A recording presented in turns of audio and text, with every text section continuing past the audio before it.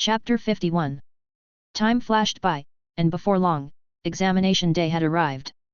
In the same clearing where the entrance exam had taken place, Richard stood cloaked in a concealer cloak in the corner, tossing iron beans to Vuni. "Richard, you still like to hide away?"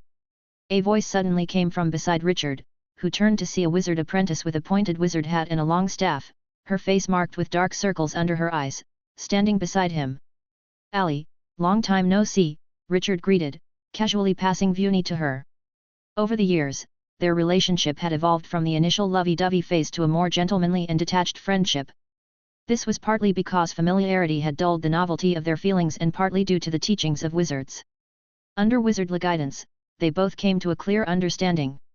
Without becoming a wizard, everything else was illusory. Even so, there had been some interactions between them that went beyond mere friendship, such as exchanging research findings. He and Ali had established a very good cooperative model. He would supply magic stones to purchase magic models and library materials, which Ali would modify and improve, and then they would share the results. Simply put, he provided the capital, and Ali provided the effort, with both sharing the outcomes. Of course, this sharing was only superficial. Ali would certainly not, and indeed could not, share what she learned from Susanna with Richard. Nonetheless, this arrangement had brought Richard substantial benefits. Beyond that, Ali also commissioned various pieces of magic equipment and alchemy gadgets from Richard, which he sold to her at cost price. Ali stroked Vuni's feathers, and Vuni affectionately nuzzled Ali's hand. "Looks like it's probably going to be random teleportation again. Shall we agree on a time and place to meet up?" Richard took out the map that the Academy had distributed beforehand. The exam area was vast, covering a circle with a radius of 50 kilometers. Within this range, all the apprentices would partake in a month-long survival challenge, and each must obtain at least one apprentice mark. The apprentice mark was a curse mark imbued into the apprentices by the Academy before the exam began, which would automatically dissipate after the exam. This curse mark served two functions. The first was to prevent apprentices from leaving the exam area, as the mark would activate and turn into a lethal curse if an apprentice attempted to leave. The second was to facilitate the tallying of the apprentices' kills. The mark would automatically transfer to the perpetrator upon an apprentice's death. Unlike the entrance exam, this time the Academy had established a system for exchanging apprentice marks for magic stones. Each apprentice mark could be traded in for a reward of 100 magic stones, with no limits on the number of exchanges. That meant, if you were strong enough, you could make a fortune from this exam. In addition, the Academy had set up a points leaderboard. Each apprentice mark earned by an apprentice would add 1 point to the board. At the end of the exam, the top 10 on the leaderboard would receive prizes distributed by the Academy, with special prizes from the Dean for the top 3. Of course, aside from battling other apprentices, the Academy had also released 10 magical creatures with the strength of advanced apprentices into the testing ground, which would indiscriminately hunt apprentices. While killing these creatures wouldn't yield apprentice marks, successful challengers would be rewarded with a piece of quality magic equipment and 50 points. In terms of points, one of these magical creatures was equivalent to 50 apprentices. For those aspiring to rank in the top 10 of the leaderboard, slaying these creatures was essential. "Let's meet at the central point," Ali said, marking a spot on the map. "With random teleportation, no one knows where they'll end up. At least the central point has a marker from the Academy." Richard nodded. "All right, we'll meet at the central point then. Just make sure you don't get ambushed." Ali glared at Richard. "Do you think I'm still the same Ali from 10 years ago?" The exam time came quickly. Once again, Deputy Dean Alex served as the proctor. Alex flew into the sky and instantly silenced the crowd of wizard apprentices with his imposing presence. "Apprentices of the 432nd class of Black Tower Wizard Academy, I am Alex, your examiner for this test. We have a total of 4,121 candidates, and all 4,121 are present. The rules of the examination have been distributed in advance, so I will not repeat them. Now, I declare the exam has begun." As usual, the Deputy Dean's opening remarks were brief. With a grand wave of his hand, white light shone beneath the feet of the numerous apprentices. Simultaneously, ethereal black chains extended upward from beneath them, leaving a black pentagram mark on each apprentice's hand. As the scene before him changed into countless abstract color blocks, Richard's figure vanished in the midst of the teleportation array. As his vision returned to normal, a hill covered with shrubs appeared before him. "Still feels a bit nauseating," Richard frowned. Although he had used his physique to offset most of the nausea brought on by the teleportation array, the discomfort still made him feel like throwing up. Looking around, Richard noticed an apprentice not far away, and that apprentice had also seen him. "Lucky day," laughed the apprentice. Then a fireball came smashing over. "Indeed, lucky day." Richard's expression remained unchanged as a magic barrier instantly appeared in front of him. Boom! The fireball exploded, but not even a ripple appeared on the magic shield. Too weak. The inferior fireball technique used was still the initial version sold by the Academy, with no improvements whatsoever. Richard shook his head, stepped forward, and instantly appeared in front of the apprentice, with the great sword on his back now in his hand. "Goodbye." With one swing of his sword, a head the size of a fighting cock's flew into the air. The apprentice wasn't even intermediate level and had no chance to resist in front of Richard. After killing him, Richard glanced at the mark on his hand. The originally black pentagram seemed to have deepened in color slightly. And he also sensed a weak magic fluctuation continuously emanating from the mark. Interesting, this magic wave might be a signal from the wizard world, Richard mused, guessing in his heart. Looking up at the sky, there was a beam of light reaching to the heavens directly in front of him, a landmark for apprentices to orient themselves, the center point of the entire exam arena. Richard was about to head towards the beam when suddenly he felt a chill down his spine. The guardian pendant was triggered, and a magic shield instantly appeared on Richard's back, blocking an invisible wind blade. At the same time, Richard used the breathing technique to fully stimulate his bloodline. In an instant, the assailant apprentice saw Richard transform from an average-sized apprentice into a 2-meter-tall humanoid monster covered in black scales. Bloodline alchemy. And at least 2 enhancements, the apprentice's eyes bulged, not even thinking before erecting a layer of magic barrier. In the next moment, a great sword wreathed in black flames smashed onto the barrier. The black flames spread rapidly over the barrier, and the apprentice immediately realized his magic power was draining away fast. The flames were consuming his magic power. Escape. The apprentice had only one thought: this apprentice from the alchemy school was beyond his ability to defeat. Propping up his barrier, he pulled out a scroll from his bosom and opened it. With a bang, the assailant apprentice's body exploded into a puff of smoke and disappeared in an instant. Short distance spatial fold. Richard recognized the effect of the spell, but a cold sneer soon hung on his lips. "Vuni, see where that guy teleported to." The death crow crowed joyfully and immediately flapped its wings into the sky. "Thinking of running? Not so easy." At the same time, similar events were underway in every corner of the exam arena. Apprentices from the shape-shifting school waved their wands, and a fire crow burned their enemies to ashes.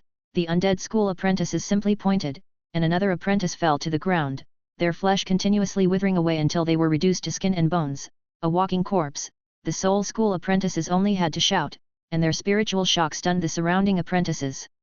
Although the curse school apprentices were not good at direct combat, in unseen corners, goo worms carrying curses were spreading incessantly. In this exam, all apprentices brought out the results of their 10 years of study, vowing to pave their path to wizardry with the bones of others. Chapter 52. Inside the examination hall, wizard apprentices were fighting their rivals with all the knowledge they had acquired throughout their lives. Outside the examination hall, a group of wizards had gathered in the central Black Tower's 101st floor hall, collectively watching the examination. This examination was both a selection and a self-recommendation event. Wizards often discovered some hidden talents during the examination and then took them on as formal apprentices. However, for most wizards, this examination was simply a form of entertainment. "Luo Fenkai, your disciple is quite something. He's racked up 15 points in just 2 days, a withered, skeletal-looking wizard said with a smile. In the crystal ball in front of him, a wizard apprentice was annihilating his opponent with elemental magic. On the other side, a wizard whose half-body was engulfed in flames said, "Your disciple isn't bad either, although he's as tough as a rock. That rock is even harder than diamond. Look at Freud's student, he's actually taken the path of ascetic faith." "Freud, have you started experimenting with your formal apprentices?" a ghostly figure of a wizard suddenly shouted. A wizard clad in a white robe, appearing holy and benevolent, got so angry that his beard curled upwards. "That's the path he chose on his own, it has nothing to do with me." Such dialogues continued uninterrupted in the hall. For wizards with formal apprentices, this examination was an opportunity to showcase their apprentices. For some wizards who did not get along, this examination served as their proxy war. As long as their own apprentice outperformed the others, it was as though they themselves had come out on top. Yalad, your disciple seems a bit lackluster, a skeletal wizard taunted. In his crystal ball, Richard only had a measly 4 points, a score that didn't even surpass that of regular students. Yalad adjusted his glasses and coldly retorted. Ijoen, not everyone enjoys killing like you do. In Yalad's crystal ball, Ijoen's apprentice was close to breaking through the 20-point mark, accompanied by a corpse giant beside him, which kept emitting death energy that caused vegetation to wither. Is that so, Yalad? Ijoen mocked. I heard your student is quite the fighter in the academy, isn't he? Yalad shot back, that's called tit for tat, something a killer like you wouldn't understand. The nearby wizards watched the two bicker, casting amused glances their way. The feud between Yalad and Ijoen was long-standing and couldn't be explained in just a few words. But one thing was certain: over the decades, Yalad had the upper hand in the apprentice disputes, with both Enna and Chax having significantly outperformed Ijoen's disciples. Now that Richard's performance was not outstanding, it was an opportunity that Ijoen seized. In the examination arena, Richard pinched his nose. He had just sneezed several times, as if someone were talking about him. Who would be mentioning me at this time? Could Ali be in trouble? Richard shook his head, carrying his greatsword as he continued toward the center of the examination arena. But before he took a few steps, a slight tremor caught his attention. Something is coming. Richard touched the ground and turned his head to the left. Richard shifted his perspective to Vuni, who was flying, and he quickly spotted the source of the tremor: a corpse giant, with a small figure in a black robe beside it. Looks like a strongman. Richard stroked his chin, hesitating whether to approach. He killed so few people not because he didn't want to compete for a ranking on the points leaderboard, but because he felt that killing them one by one was just too inefficient. In the past 2 days, all the apprentices he encountered were like slippery eels, starting to run the moment he made a move, which made it challenging for him to get even one mark. After all, killing apprentices at the start and at the end offered completely disproportionate benefits. Although the apprentices who survived into the later stages grew stronger, Richard didn't consider himself weak. Everyone was an apprentice, he had more magic stones, more magic equipment, so even if he couldn't beat others, couldn't he still run away? While Richard hesitated, Slay, who was far away, noticed him through a spell. Seeing me and not running away? You have chosen the path of death, Slay cackled weirdly. Since entering the examination field, it had been like paradise for him. The wizard apprentices he encountered were all weaklings. Some apprentices hadn't even reached the intermediate level yet dared to move around in the examination area. To Slay, these people were walking magic stones. One apprentice was worth 100 magic stones, 10 apprentices were 1,000 magic stones. And there were over 4,000 apprentices in this exam, equivalent to more than 400,000 magic stones. Even if he killed just 1% of them, 4,000 magic stones were still a considerable fortune to him. Slay fantasized about that wonderful scenario, waving his magic wand, and a corpse giant charged toward Richard.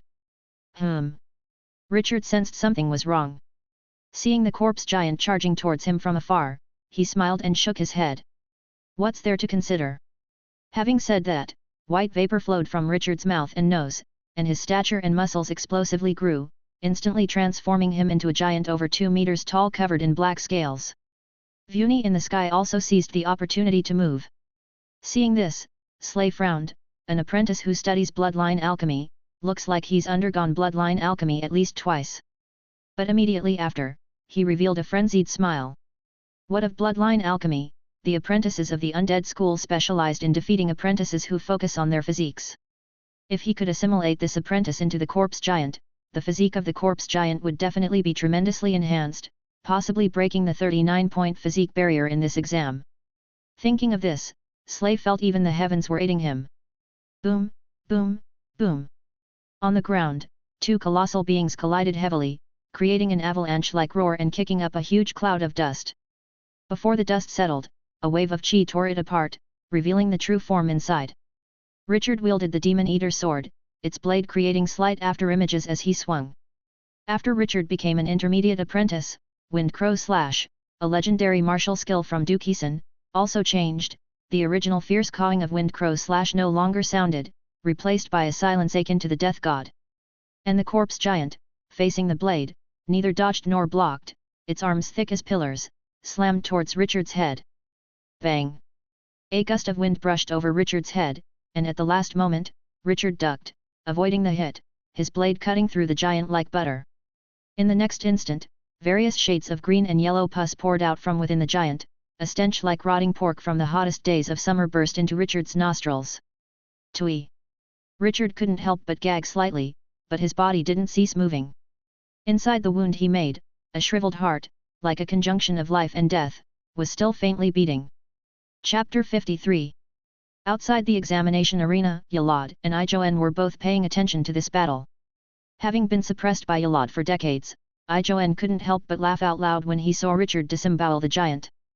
Yalad, your student is finished. Yalad was stroking his beard, his brows furrowed. Being an old acquaintance of Ijoen, he knew what was going to happen next. On the plain battlefield, Ijoen's favorite opponents were those natives who relied on physical combat. Whenever the natives tore open his corpse puppets, the continuously beating heart would surely be their first target of attack. But that was a trap. Once the heart was destroyed, it would trigger the spell left inside the heart by the wizard. And the spell Ijoen most liked to leave was one known as the Rotting Blood Mist. Those enveloped by that spell, even those of the dragon blood species, would turn into pools of blood. Richard thrust his sword out, the sharp blade severing the connections to the heart in an instant, without damaging the heart in the slightest. As if he would destroy something that obviously seems to be a core, after encountering a synthetic beast core. To store it for extraction, that was the proper course. Although this corpse giant had its quirks, knowledge was something that no wizard would ever have in excess. Richard plucked the heart out, intending to search for the undead apprentice.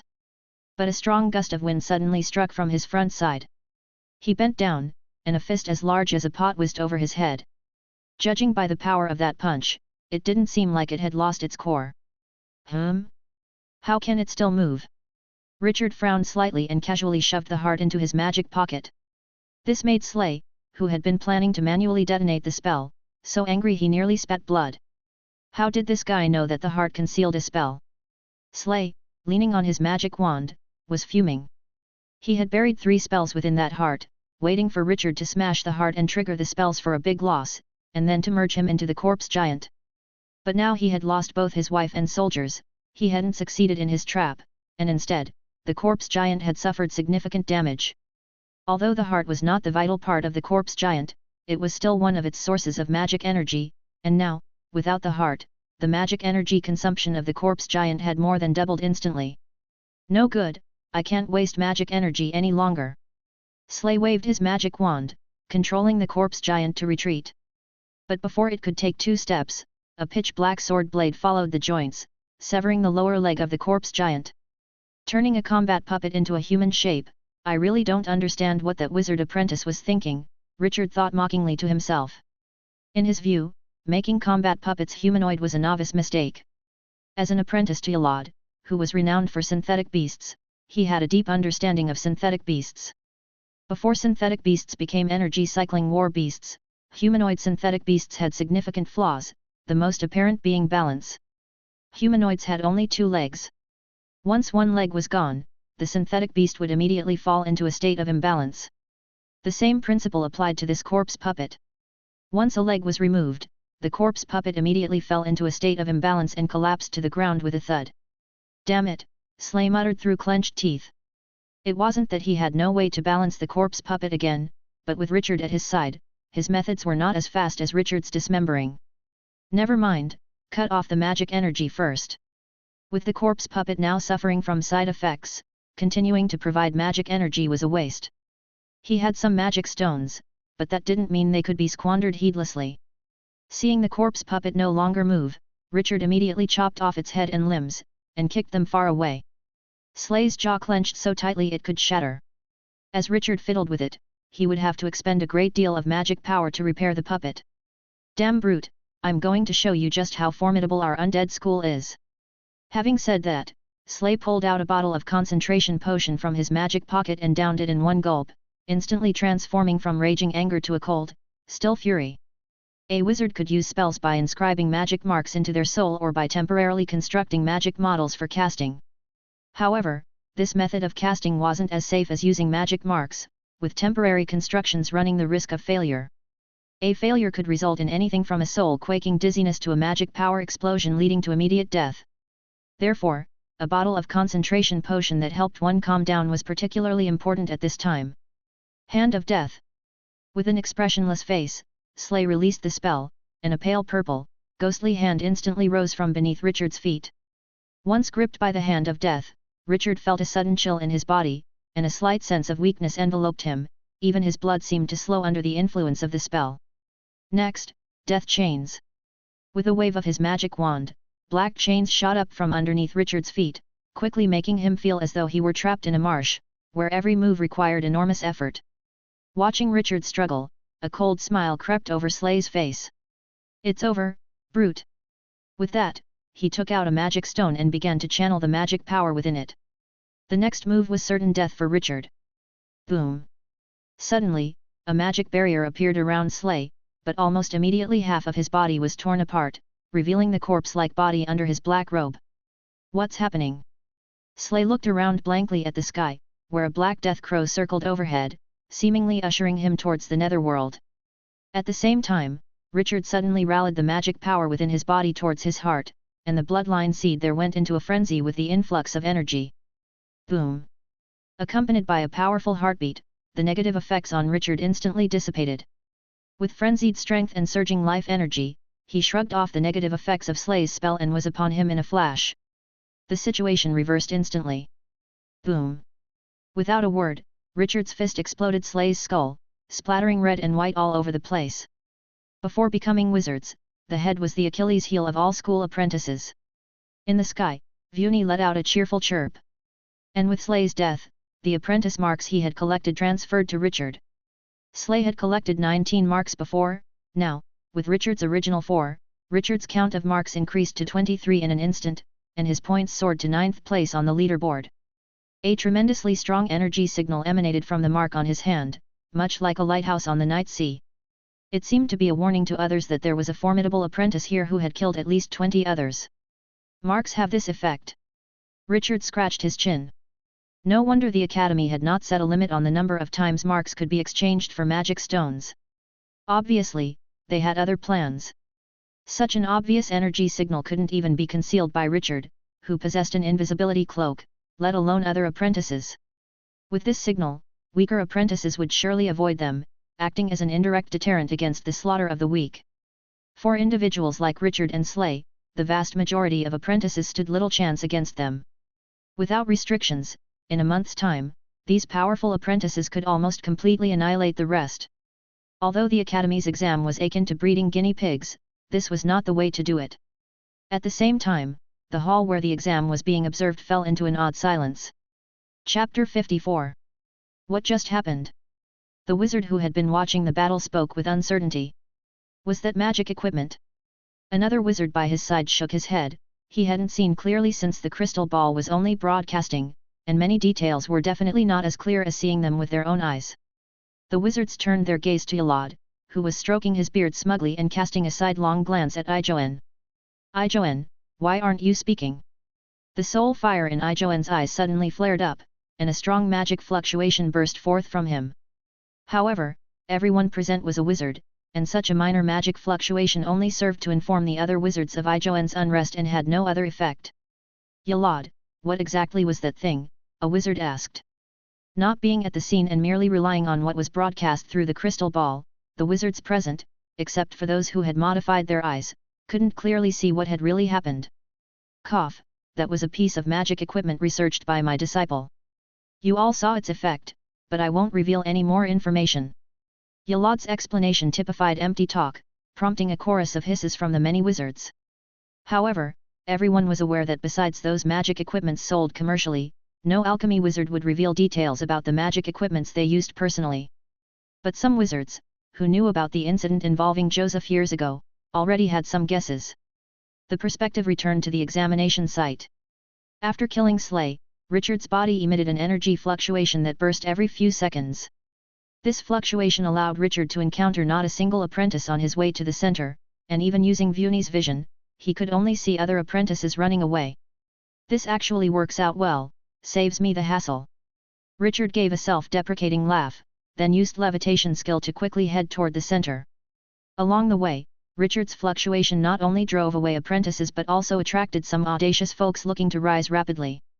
However, these people gathered together and started fighting amongst themselves before even dealing with Richard. Compared to the clearly more powerful Richard, these nameless people with weak apprentice marks were obviously easier targets. With the help of levitation skill and the apprentice mark fluctuation, Richard covered several dozen kilometers in just an hour and arrived at the central point of the testing ground, the beam shooting up into the sky. After arriving, Richard began waiting. His speed was clearly faster than Ali, who needed to hunt apprentices.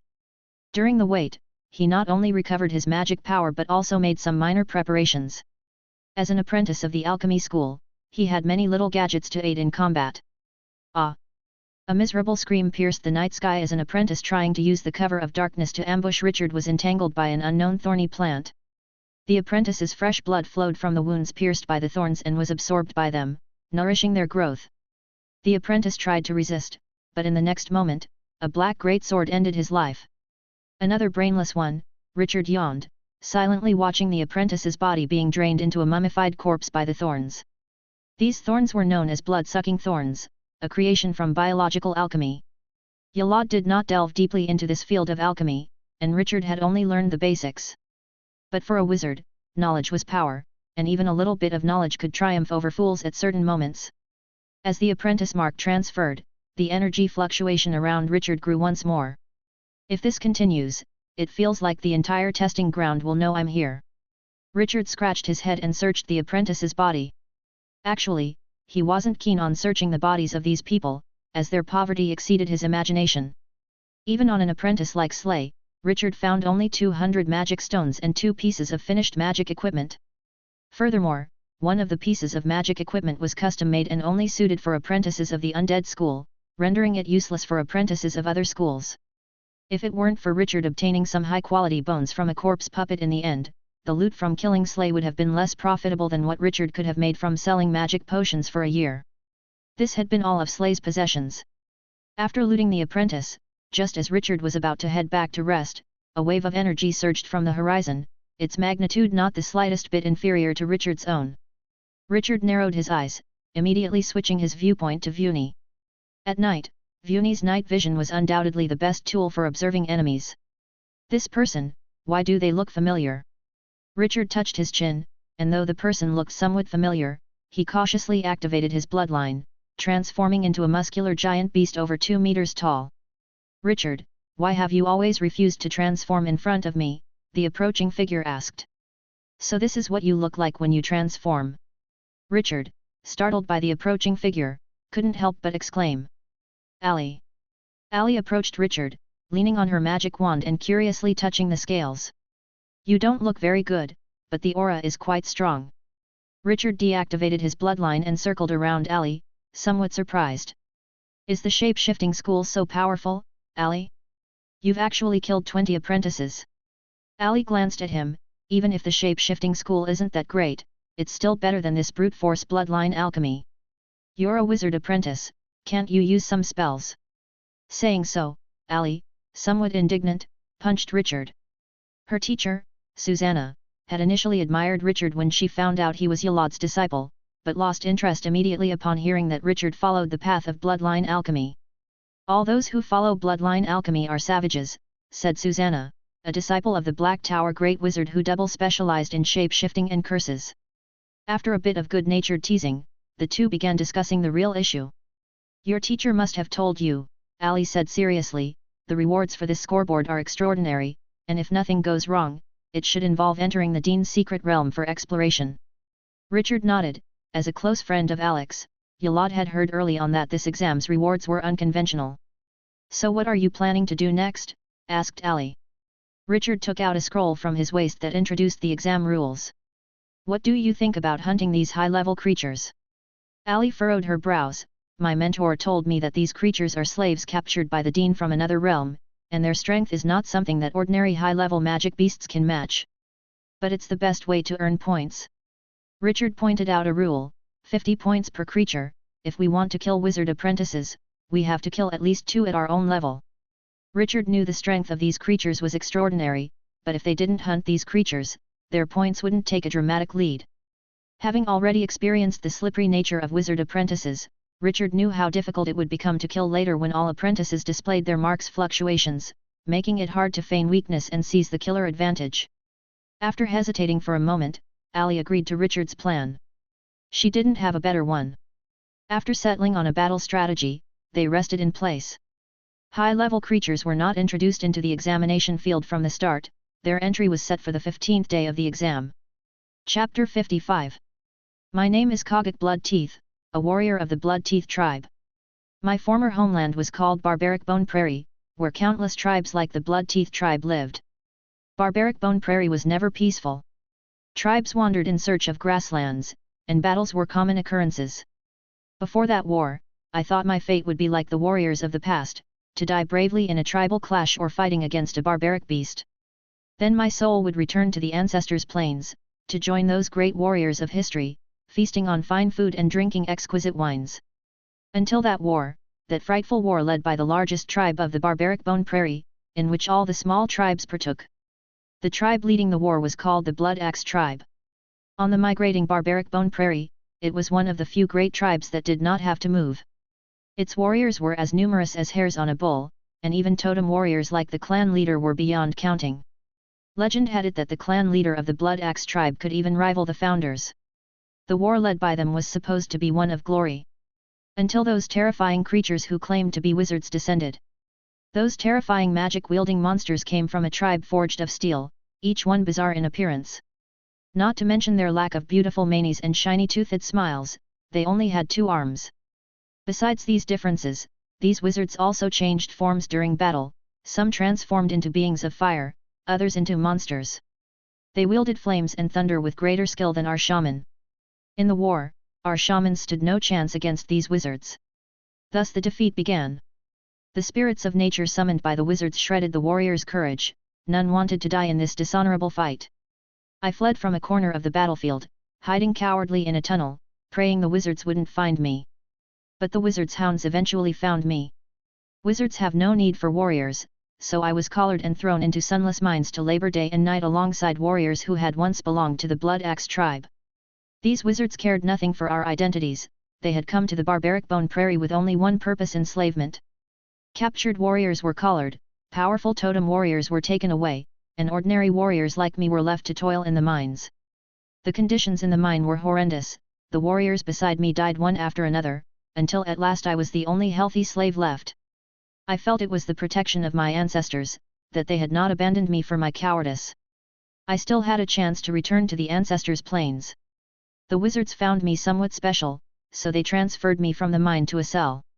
They told me that I would be fighting a battle next, and if I survived, I would be granted my freedom. I knew it was a lie, these wizards would never let me go. But still, I yearned for that battle. In the past, I fled the battlefield like a coward, now, I will return to it. I must reclaim my honor. My soul will eventually return to the ancestors' plains. 0521, prepare for battle. The cold voice of the wizard woke Kogak from his sleep, marking his 15th day in this world. The natural power of the home world of the wizard monsters was terrifyingly low, which made him uncomfortable and also fearful what had this terrible race done to their own world. The wizard removed the collar from his neck and then handed him a large chopping blade. The material of the blade was metal, engraved with runes, better than the finest weapons of the Bloodteeth tribe. You've been told the rules, whether or not you gain your freedom depends on your abilities now. The wizard looked at Kogak, who cackled strangely, and with a wave of his magic wand, he teleported him to the examination area. At the same time, 9 aliens from other worlds were also teleported to the examination area. They had been informed that surviving till the end would grant them freedom. When the teleportation ended, Kogak bent down to grab a handful of soil, lifting it to his face to take a deep breath. The air in the mines was filthy beyond measure, and though the air in the cells was somewhat better, it too was filled with foulness. Yet this fresh air, tinged with the scent of soil, made him feel as if he had returned to his homeland. Freedom! Glory! Kogak howled to the sky, then charged with his machete towards a seemingly ordinary hillock. Boom! The blade flashed, carving a deep trench in the hillock, and before a hidden wizard apprentice could react, he was cleaved in two. A mist of blood rose from Kogak's body, inflating like a balloon. He grabbed the body from the trench. Is this a juvenile of the wizard monster? Looking at the body of the wizard apprentice, Kagak found it hard to associate it with the wizards who wantonly slaughtered his kin. He must be a common criminal, Kagak concluded, using the experience of his tribe. In the Blood-Teeth tribe, the vast majority of commoners lacked the talent to become warriors. These people had feeble combat abilities, similar to this juvenile wizard. Being informed that he could slaughter these juveniles indicated that the wizard monster did not care about this group. Thus, the answer became clear. These individuals were criminals guilty of heinous acts, their lives were worthless. No matter how hard Kagak racked his brain, he couldn't imagine that the Wizard Academy could nurture wizards using such cruel methods. Even in the barbaric Bone Prairie, the most savage tribes wouldn't do such a thing. But Kagak soon tossed these thoughts aside. These juvenile wizards were both his enemies and his sacrifices. He was here to reclaim his glory. Kagak sniffed. Those subtle scents in the air that wizard apprentices could not detect without modifying their noses entered his nostrils. There are people this way. Kagak pointed and then ran wildly in that direction. Soon another wizard apprentice was slaughtered by Kagak, who punched a bloody hole through his body. Just before dying, the apprentice released a fireball. The burst of fire element instantly burned the mane on Kagak's face and caused extensive burns on his skin. But Kagak didn't care. He sat down cross-legged on the ground, attuning his mind to the natural power in the air. As streams of magic power were absorbed, the wounds on his body healed at a speed visible to the naked eye. Too little. After sitting cross-legged for a while, Kagak stood up. The natural power of the wizard monster's mother world was abysmally low. In barbaric Bone Prairie, even the most hostile environment, the filthy swamp, would not have such low natural power. Kagak walked to the apprentice he had just killed, stripped him of his clothes, exposing the pale corpse. Although somewhat weak, the flesh looks quite good. After assessing the body, Kagak began to devour it with big bites. Without magic power, he would compensate with flesh. Meanwhile, as Kagak feasted on the flesh, a black death crow circled overhead. Found the monster, Ali. Chapter 56. On the 15th day of the exam, 10 slave monsters from different worlds were placed into the examination arena. These monsters' strengths were all at the advanced apprentice stage, which to the vast majority of apprentices, were like insurmountable mountains. They wantonly slaughtered every wizard apprentice they saw in the arena, not just for the freedom promised by the wizards, but also due to the deep-seated blood feud between the two races. Richard, have you locked onto him? Richard frowned. In Vuni's field of vision, the four-armed creature was constantly moving. It was unceasingly searching for hidden wizard apprentices to massacre and devour. Head north for 1 kilometer, the creature is being held up there. Richard issued a command and quickly followed Ali as she used levitation skill to fly low, less than a meter off the ground, at high speed. Meanwhile, 1 kilometer away, Griffith and Kevin were struggling to fend off Kagak's attacks. Kevin, heal. Griffith, holding a great sword, shone with a holy light as if he were a holy knight. Behind him, Kevin exuded an aura of death, with several walking corpses beside him to assist. Fine. Kevin's pale face was dripping with cold sweat as he continuously absorbed magic power from magic stones, turning them into spells to support Griffith. Undead apprentices had another name in the distant past, called Life and Death School. The School of Wizards studied both life energy and death energy. Later, due to the Wizard Wars, those studying death energy became the mainstream, and the name Life and Death School was renamed Undead School. In fact, the Undead School wasn't just about lethal death magic, it also encompassed life-saving life magic, and knowledge about the conversion between life and death energy was available in the Academy library. It was only with the help of Kevin's life magic that Griffith was barely able to fend off Kagak's great sword. Fight! Glory! Kagak shouted loudly, his fervent emotions sending chills down Griffith's spine. Griffith, who studied the Soul School, could distinctly sense Kagak's desire for death from his emotions. The clanging of swords and sounds of battle echoed as more wounds appeared on Griffith's body. Kevin's life magic was gradually falling behind the rate of Griffith's injuries. His death was only a matter of time. Boom! A fire crow flew in from the distance, striking Kagak's back directly, blasting him away in an instant. Griffith took this opportunity to turn and flee, with no intention of pursuing an attack. Are you kidding? The 2 wizard apprentices who had come were ruthless men marked with symbols. If you didn't run away at a time like this, it was all over as soon as they treated you like an easy target. Richard made a gesture towards Kevin from a distance. Kevin got the message immediately and quickly took off with Griffith. He was too weak, and in this battle, he would only become cannon fodder and a burden. Kagak got up from the ground, his wounds visibly healing at a rapid rate. Mighty ones! Are you sinners as well?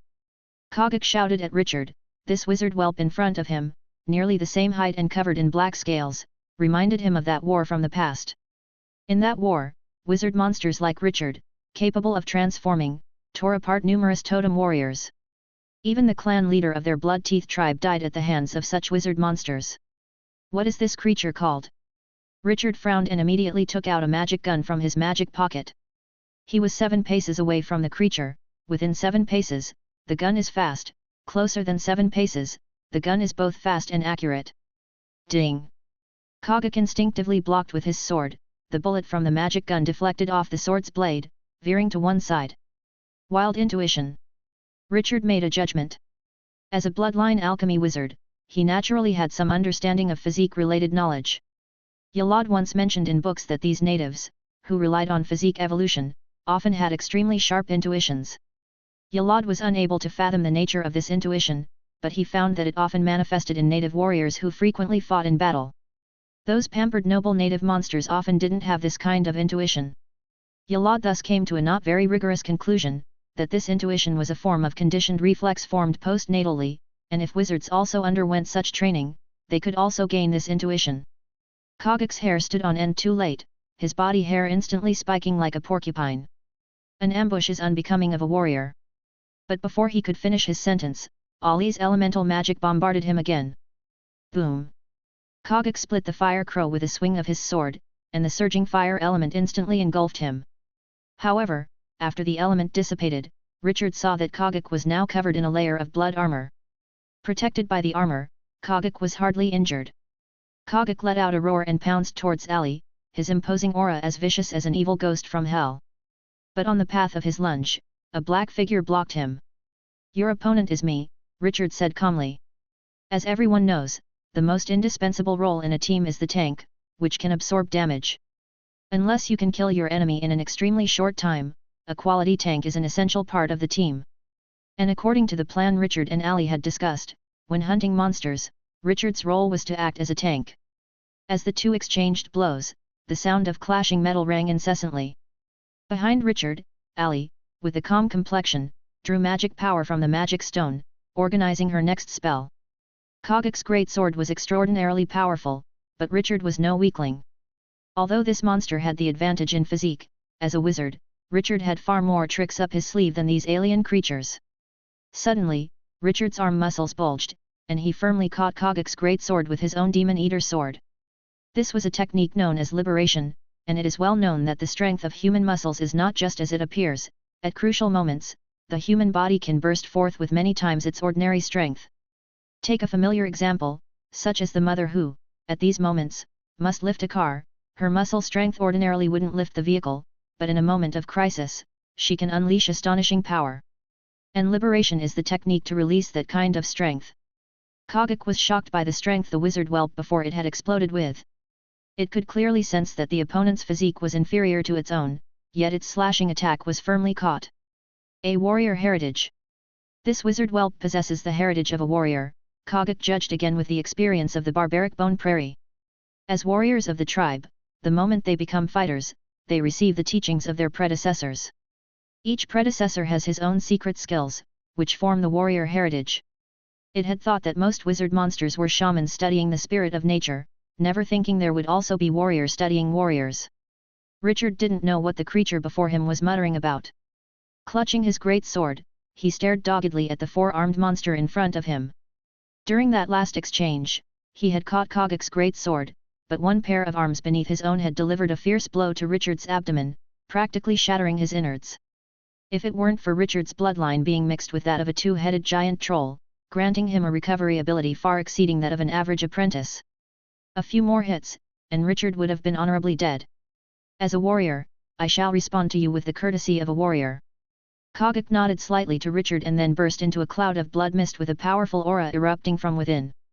Secret skill, frenzy. Richard readied himself as Kagak moved, his great sword cleaved towards Richard's head. Richard blocked with his sword horizontally, but the strike caused his arms to go numb, almost losing grip on his sword. One strike followed by another, clang, clang, clang. It was like Richard was back in the entrance exam tests, getting beaten back step by step, and if it weren't for his blood-enhanced regenerative ability, he would probably have lost the ability to resist and been hacked into pieces by Kogak by now. Richard! Ali yelled, and a terrifying fireball fraught with a fearsome aura hurtled straight towards Kogak. Ali's long-incubated spell finally erupted. But upon hearing her, Richard, instead of dodging the spell, pressed forward and entangled Kogak. Are you insane? Kogak yelled at Richard, but seeing Richard's confident smile, it understood everything. This was a tactic. Kogak revealed a fervent smile, fighting entwined with Richard. Tactics are also part of battle, the ancestors had never looked down on wise warriors. Boom! The thunderous sound of the spell startled many apprentices, who turned to look this way, guessing in their hearts.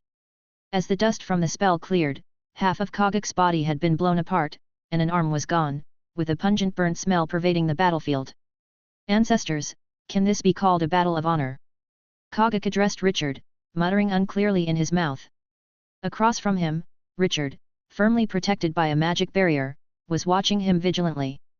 Compared to Kogak, who took spells head-on with his body, Richard, at the instant of the spell's strike, had an additional magic shield thanks to the Guardian Pendant, and after the magic shield shattered, Richard's magic barrier also unfolded. After Ali's modification, the magic barrier's protective ability could disregard any elemental damage below energy level 20, and under conditions of abundant magic supply, the magic barrier could even withstand 200 energy levels worth of elemental damage. Of course, abundant supply wasn't achievable even if Richard was drained dry, and he had to wait until he became a wizard to meet this standard. Kogak struggled to continue fighting, but the severe injuries made it difficult to move at all. It propped itself up to stand straight, eyes calmly gazing at Richard. Richard had never seen someone so calm in the face of death. Kogak said, "This has been an honorable battle, you will gain honor, and I will receive the ancestors' grace, heading to the lands of lush water and grass." Richard stepped forward and severed his head, but that calm gaze had embedded itself deep into his heart. Thus ended the story of Kogak, the warrior of the Blood-Teeth tribe from the barbaric Bone Prairie. Chapter 57. As Kogak's head rolled off his shoulders, a black glow emerged from his body and shot into the mark on Richard's hand. Hum! An enormous wave of astonishing fluctuations spread out, instantly covering the entire combat trial area. All the apprentices taking the exam felt this wave and discerned a piece of information from it.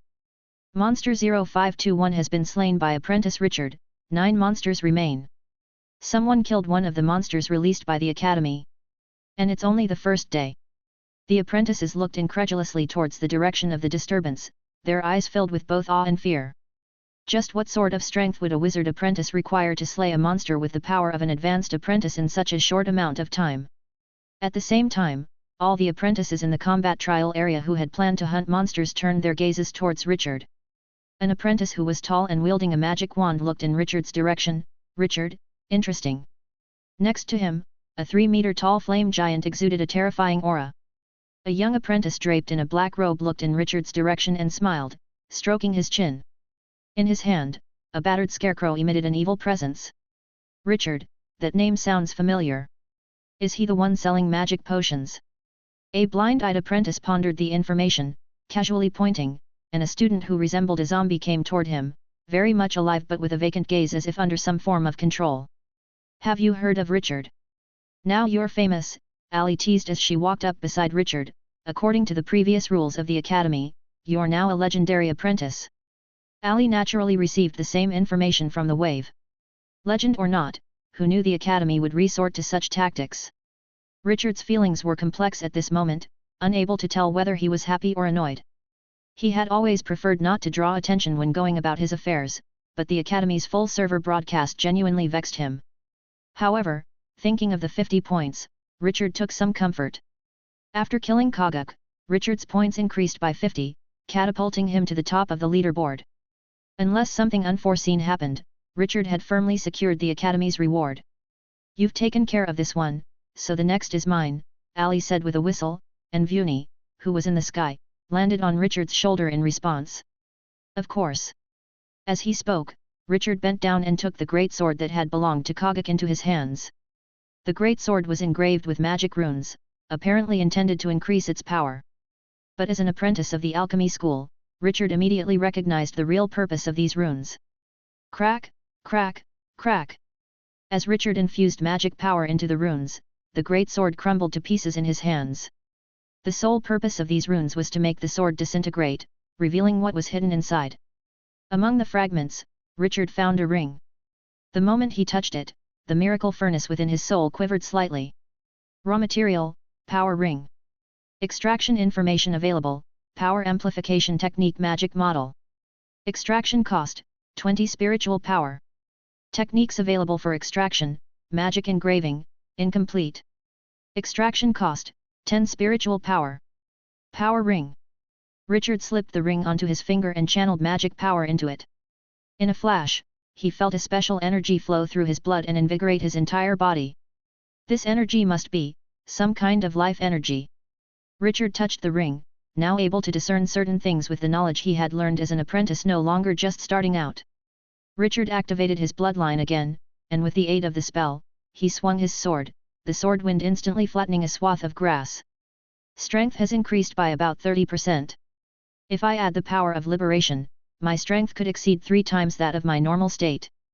The only drawback is that the injuries I sustain are likely to be more severe. Using liberation as a technique wasn't without cost. The human body didn't limit power without reason. Once liberation was used, muscle strains and tears were the least of one's worries. Severe consequences could even include snapped bones. Having tested the ring, Richard took out a piece of not-so-fresh flesh from his magic pocket and fed it to Vuni. It had been 15 days since Richard arrived at the test site. Even with magic pocket's protection, the flesh he had prepared for Vuni had become slightly stale. Although the corpse of the creature in front of him was fresh flesh, for some reason, Richard shuddered every time he recalled its pre-death gaze. He decided to make the creature's death worth a little more. Time to do some slicing. Thinking this, Richard took out a set of tools, planning to collect some of Kogak's flesh and organs for research. Vuni, whose digestive system was modified, didn't care whether the flesh was fresh or not. After devouring the flesh, it affectionately rubbed against Richard. Richard packed away the slices, and the remaining parts of the corpse were turned to ashes with a spell. Ashes to ashes, dust to dust. Richard released Vuni, eat up, then get to work. With Vuni, this satellite-like helper, Richard's speed in searching for monsters was far beyond that of other apprentices. Soon, he found a second monster. 3 kilometers due east, let's go. At the central black tower, the wizards were abuzz with discussions, looking at the points board. Less than 6 hours after releasing the enslaved monsters, the first one had been killed. This speed far exceeded that of normal exams. Yalad, you've taken on a good student, Alex remarked, looking at the top of the points board. Using the crystal ball, the hall's wizards had seen the entire battle in which Richard and his partner had killed Kogak. Richard and his partner's tactics weren't clever, and there was nothing novel about the application of their magic pet. But in this exam, these unsophisticated tactics and unremarkable applications combined like a chemical reaction, working surprisingly well. Using the right method in the right place was a manifestation of wizard wisdom. Yalad accepted the praise without modesty. In his view, Richard's actions were indeed worthy of it. He looked at the points board and suddenly transmitted his voice through magic. Alex, the top 10 get into the Dean's secret realm, what about the top 3? Alex shook his head, the rewards for the top 3 are decided by the Dean. Until he announces them, none of us know. But what's certain is that the reward will be of considerable value, it might even make you and me envious. The second monster Richard found resembled an oversized mosquito, its patterned translucent wings constantly emitting an irritating buzz. Before Richard got to the scene, the mosquito had already drained an apprentice dry with its slender proboscis. Kind of disgusting, Richard said, looking at the thick liquid dripping from the mosquito monster's mouthparts, feeling a wave of revulsion. If Kogak had seemed fierce and fervent, then this insect in front of him evoked pure disgust. Such creatures shouldn't exist in this world. Buzz. Upon noticing Richard, the mosquito monster immediately flew towards him. The patterns on its wings dazzled with hypnotic colors under the light, causing dizziness. A layer of black flames ignited on the sword. Richard gripped the great sword, instantly transforming into a black scale giant. At the same time, the power ring was activated, and energy flowed through his bloodstream, his muscles bulging once more as an unprecedented force roared within Richard's body. With the power ring's help, Richard's strength reached a new zenith. Clang! In a flash, Richard appeared behind the mosquito monster. The mosquito monster continued to buzz its wings, seemingly unharmed. Didn't hit it. The next instant, something fell to the ground. Chapter 58. Bzzz. The mosquito monster flew into a rage in an instant. The item it had dropped was none other than its feeding device, a long, slender proboscis.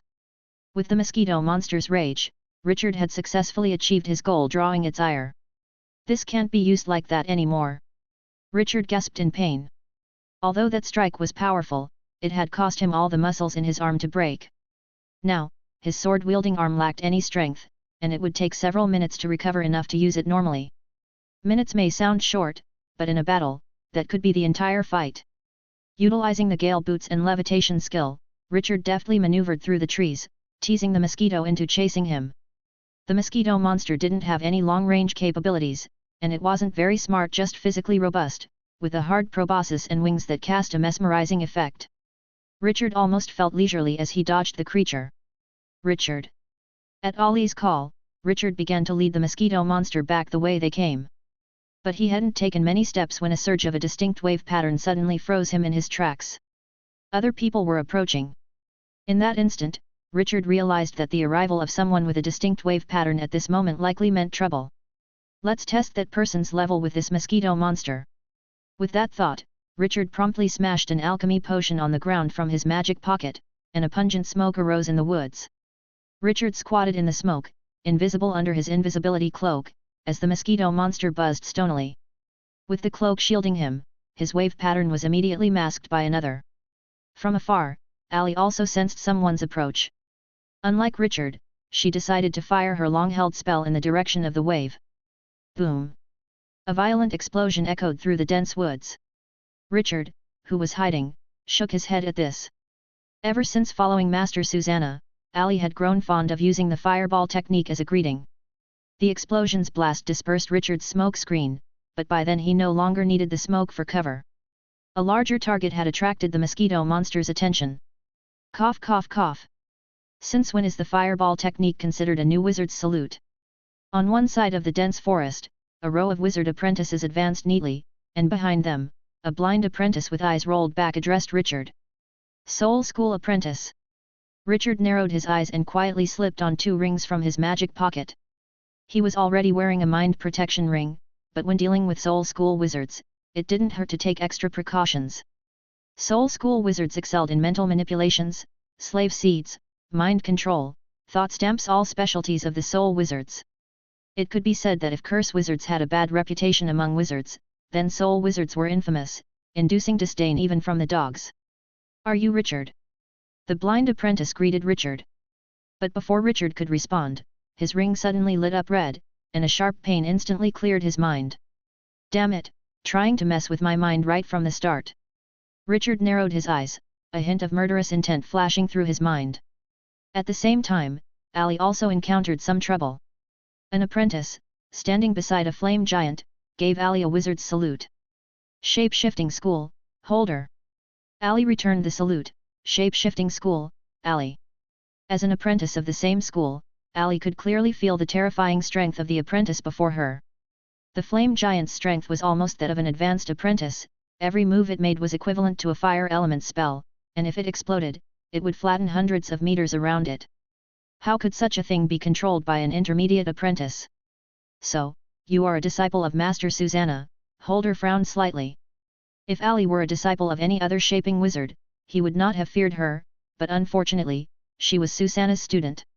Susanna was one of the few wizards in the academy who was proficient in both curses and shaping.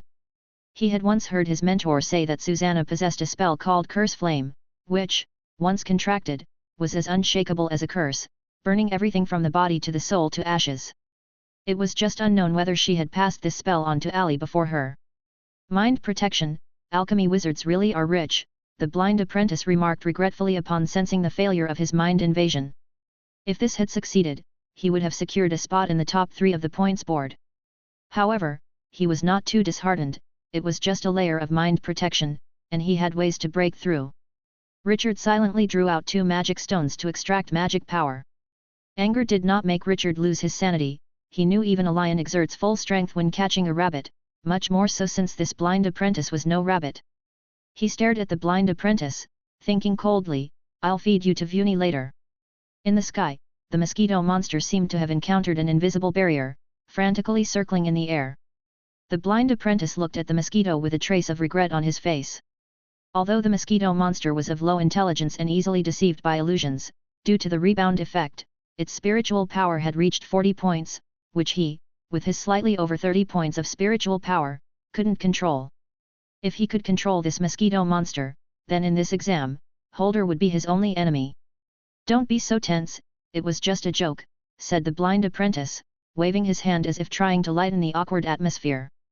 But coincidentally, Richard's mind protection ring lit up again, this time twice at once. This time the blind apprentice didn't display his previous nonchalance. 2 mind protection rings. Just how rich are you? The blind apprentice frowned. As a disciple of the Soul School, he hated encountering rich individuals like Richard, whose 1 or 2 pieces of mind protective magic equipment could render his spell completely ineffective. Spiritual protection magic equipment was considered noble among magic equipment, each piece starting from at least 3,000 magic stones. Even making it oneself would cost around 500 magic stones. And here Richard had 2 pieces. Alchemy wizards are indeed wealthy. And with 2 pieces of spiritual protection magic equipment, Richard must have many other pieces of protective magic equipment on him, and naturally, he would not lack magic stones. If he could kill Richard, the loot from this act alone would probably exceed his total gains from the entire exam. Thinking this, the blind apprentice greedily licked his lips. Just 2 layers of spiritual protection, he had ways to break through. But before that, he had to deal with the black scale giant before him, wielding a great sword and intending to kill him. Chapter 59. Black scale giant was none other than Richard. At this moment, he had restored his magic power to its full extent, and the injuries on his arm had healed enough to be usable. His slash. The great sword, ablaze with black flames, tore through a puppet apprentice's magic barrier, and the greedy demon flame instantaneously drained the apprentice's magic power. These mind-controlled apprentices' magic power was already depleted, and a mere touch of the greedy demon flame was enough to extinguish it completely. While these apprentices did not have much magic power, there were more than a dozen of them. The blind-eyed apprentice saw Richard eliminate one with a single sword strike and immediately commanded all the apprentices to press forward. To him, these apprentices were nothing but cannon fodder, their numbers mattered not to him. As long as he could buy enough time, the marks on these apprentices would ultimately belong to him. Richard swung his great sword horizontally, slicing an apprentice who had activated his bloodline and transformed into a great gorilla clean at the waist. Before he could even retract his sword, another apprentice lunged at him, while spells from other apprentices followed in rapid succession. These apprentices, with their minds completely controlled, attacked recklessly without any fear of death, paying no heed to whether their companions would be caught in the spell's effects. Buzz! The Guardian Pendant was activated. Spells rippled across the magic shield. Although the apprentices' spells had some improvements, they were far from breaking through Richard's magic shield. And Richard, seizing this opportunity, advanced on the group of apprentices amid the barrage of spells. Sizzle! As Richard charged into the midst of the apprentices, it was like a wolf amongst sheep.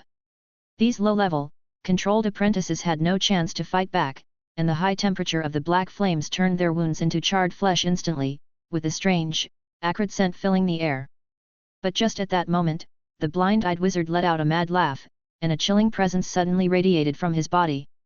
Ha ha, it's done.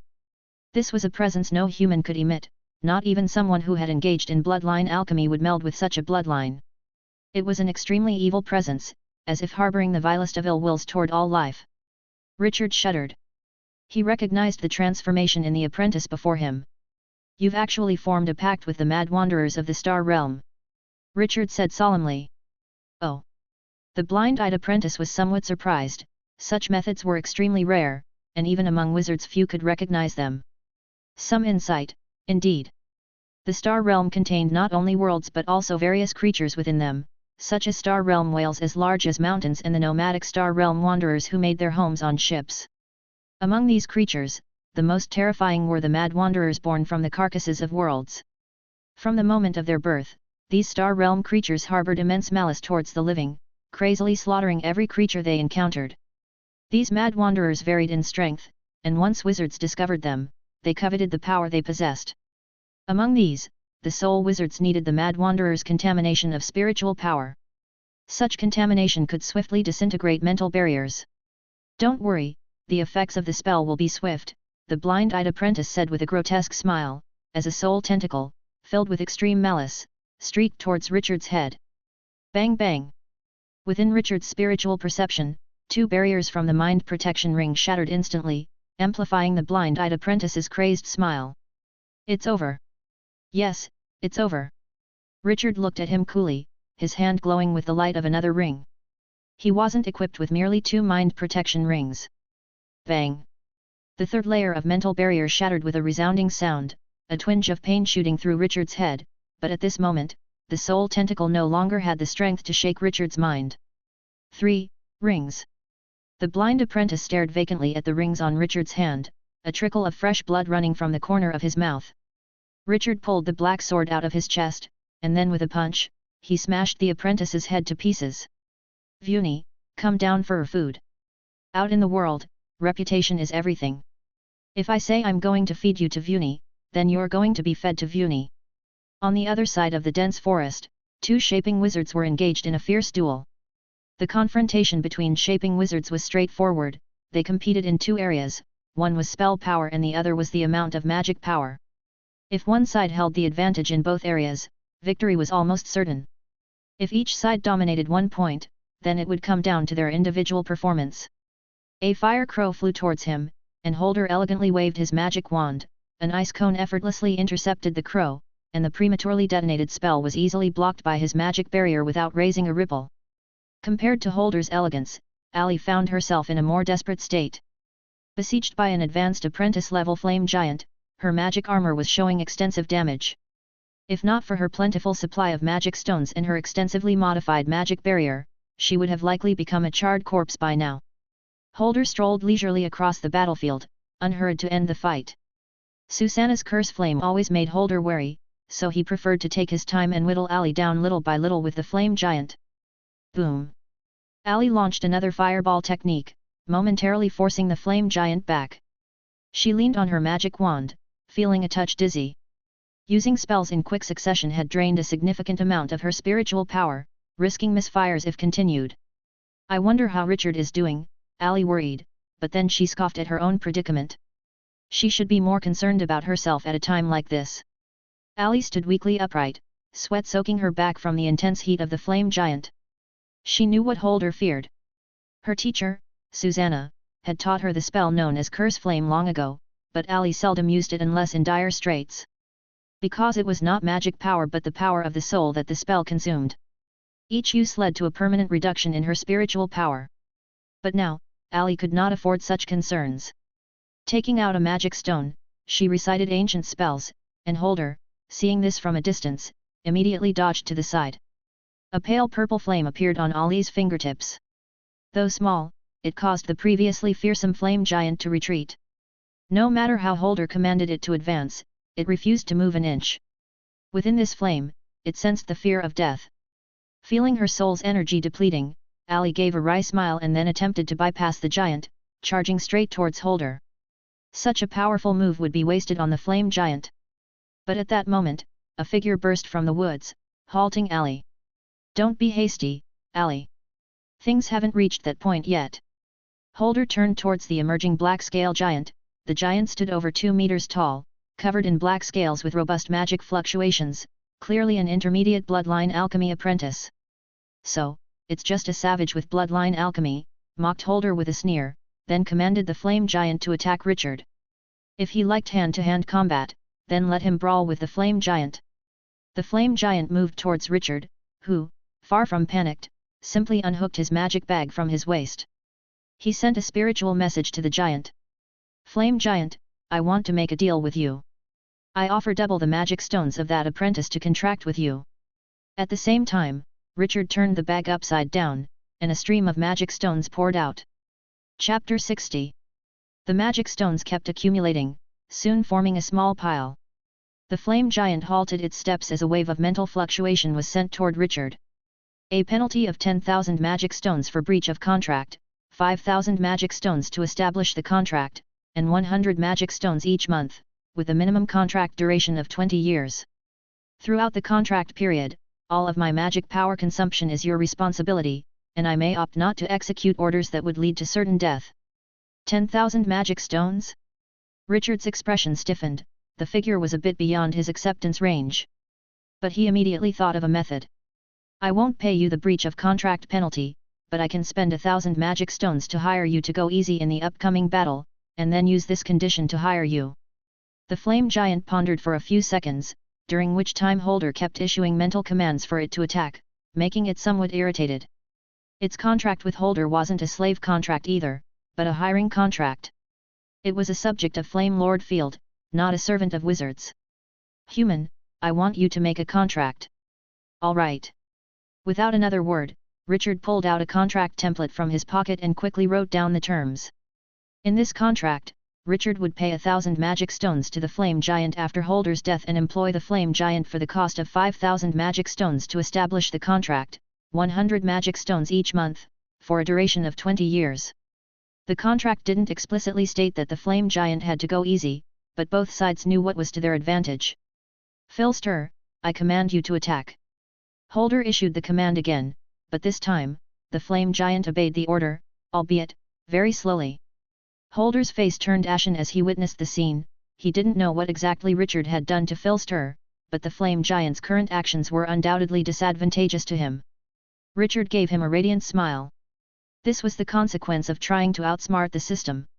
Normally, when wizards contract with elemental creatures, they use slave contracts, which require the elemental creatures to execute the wizard's commands fully.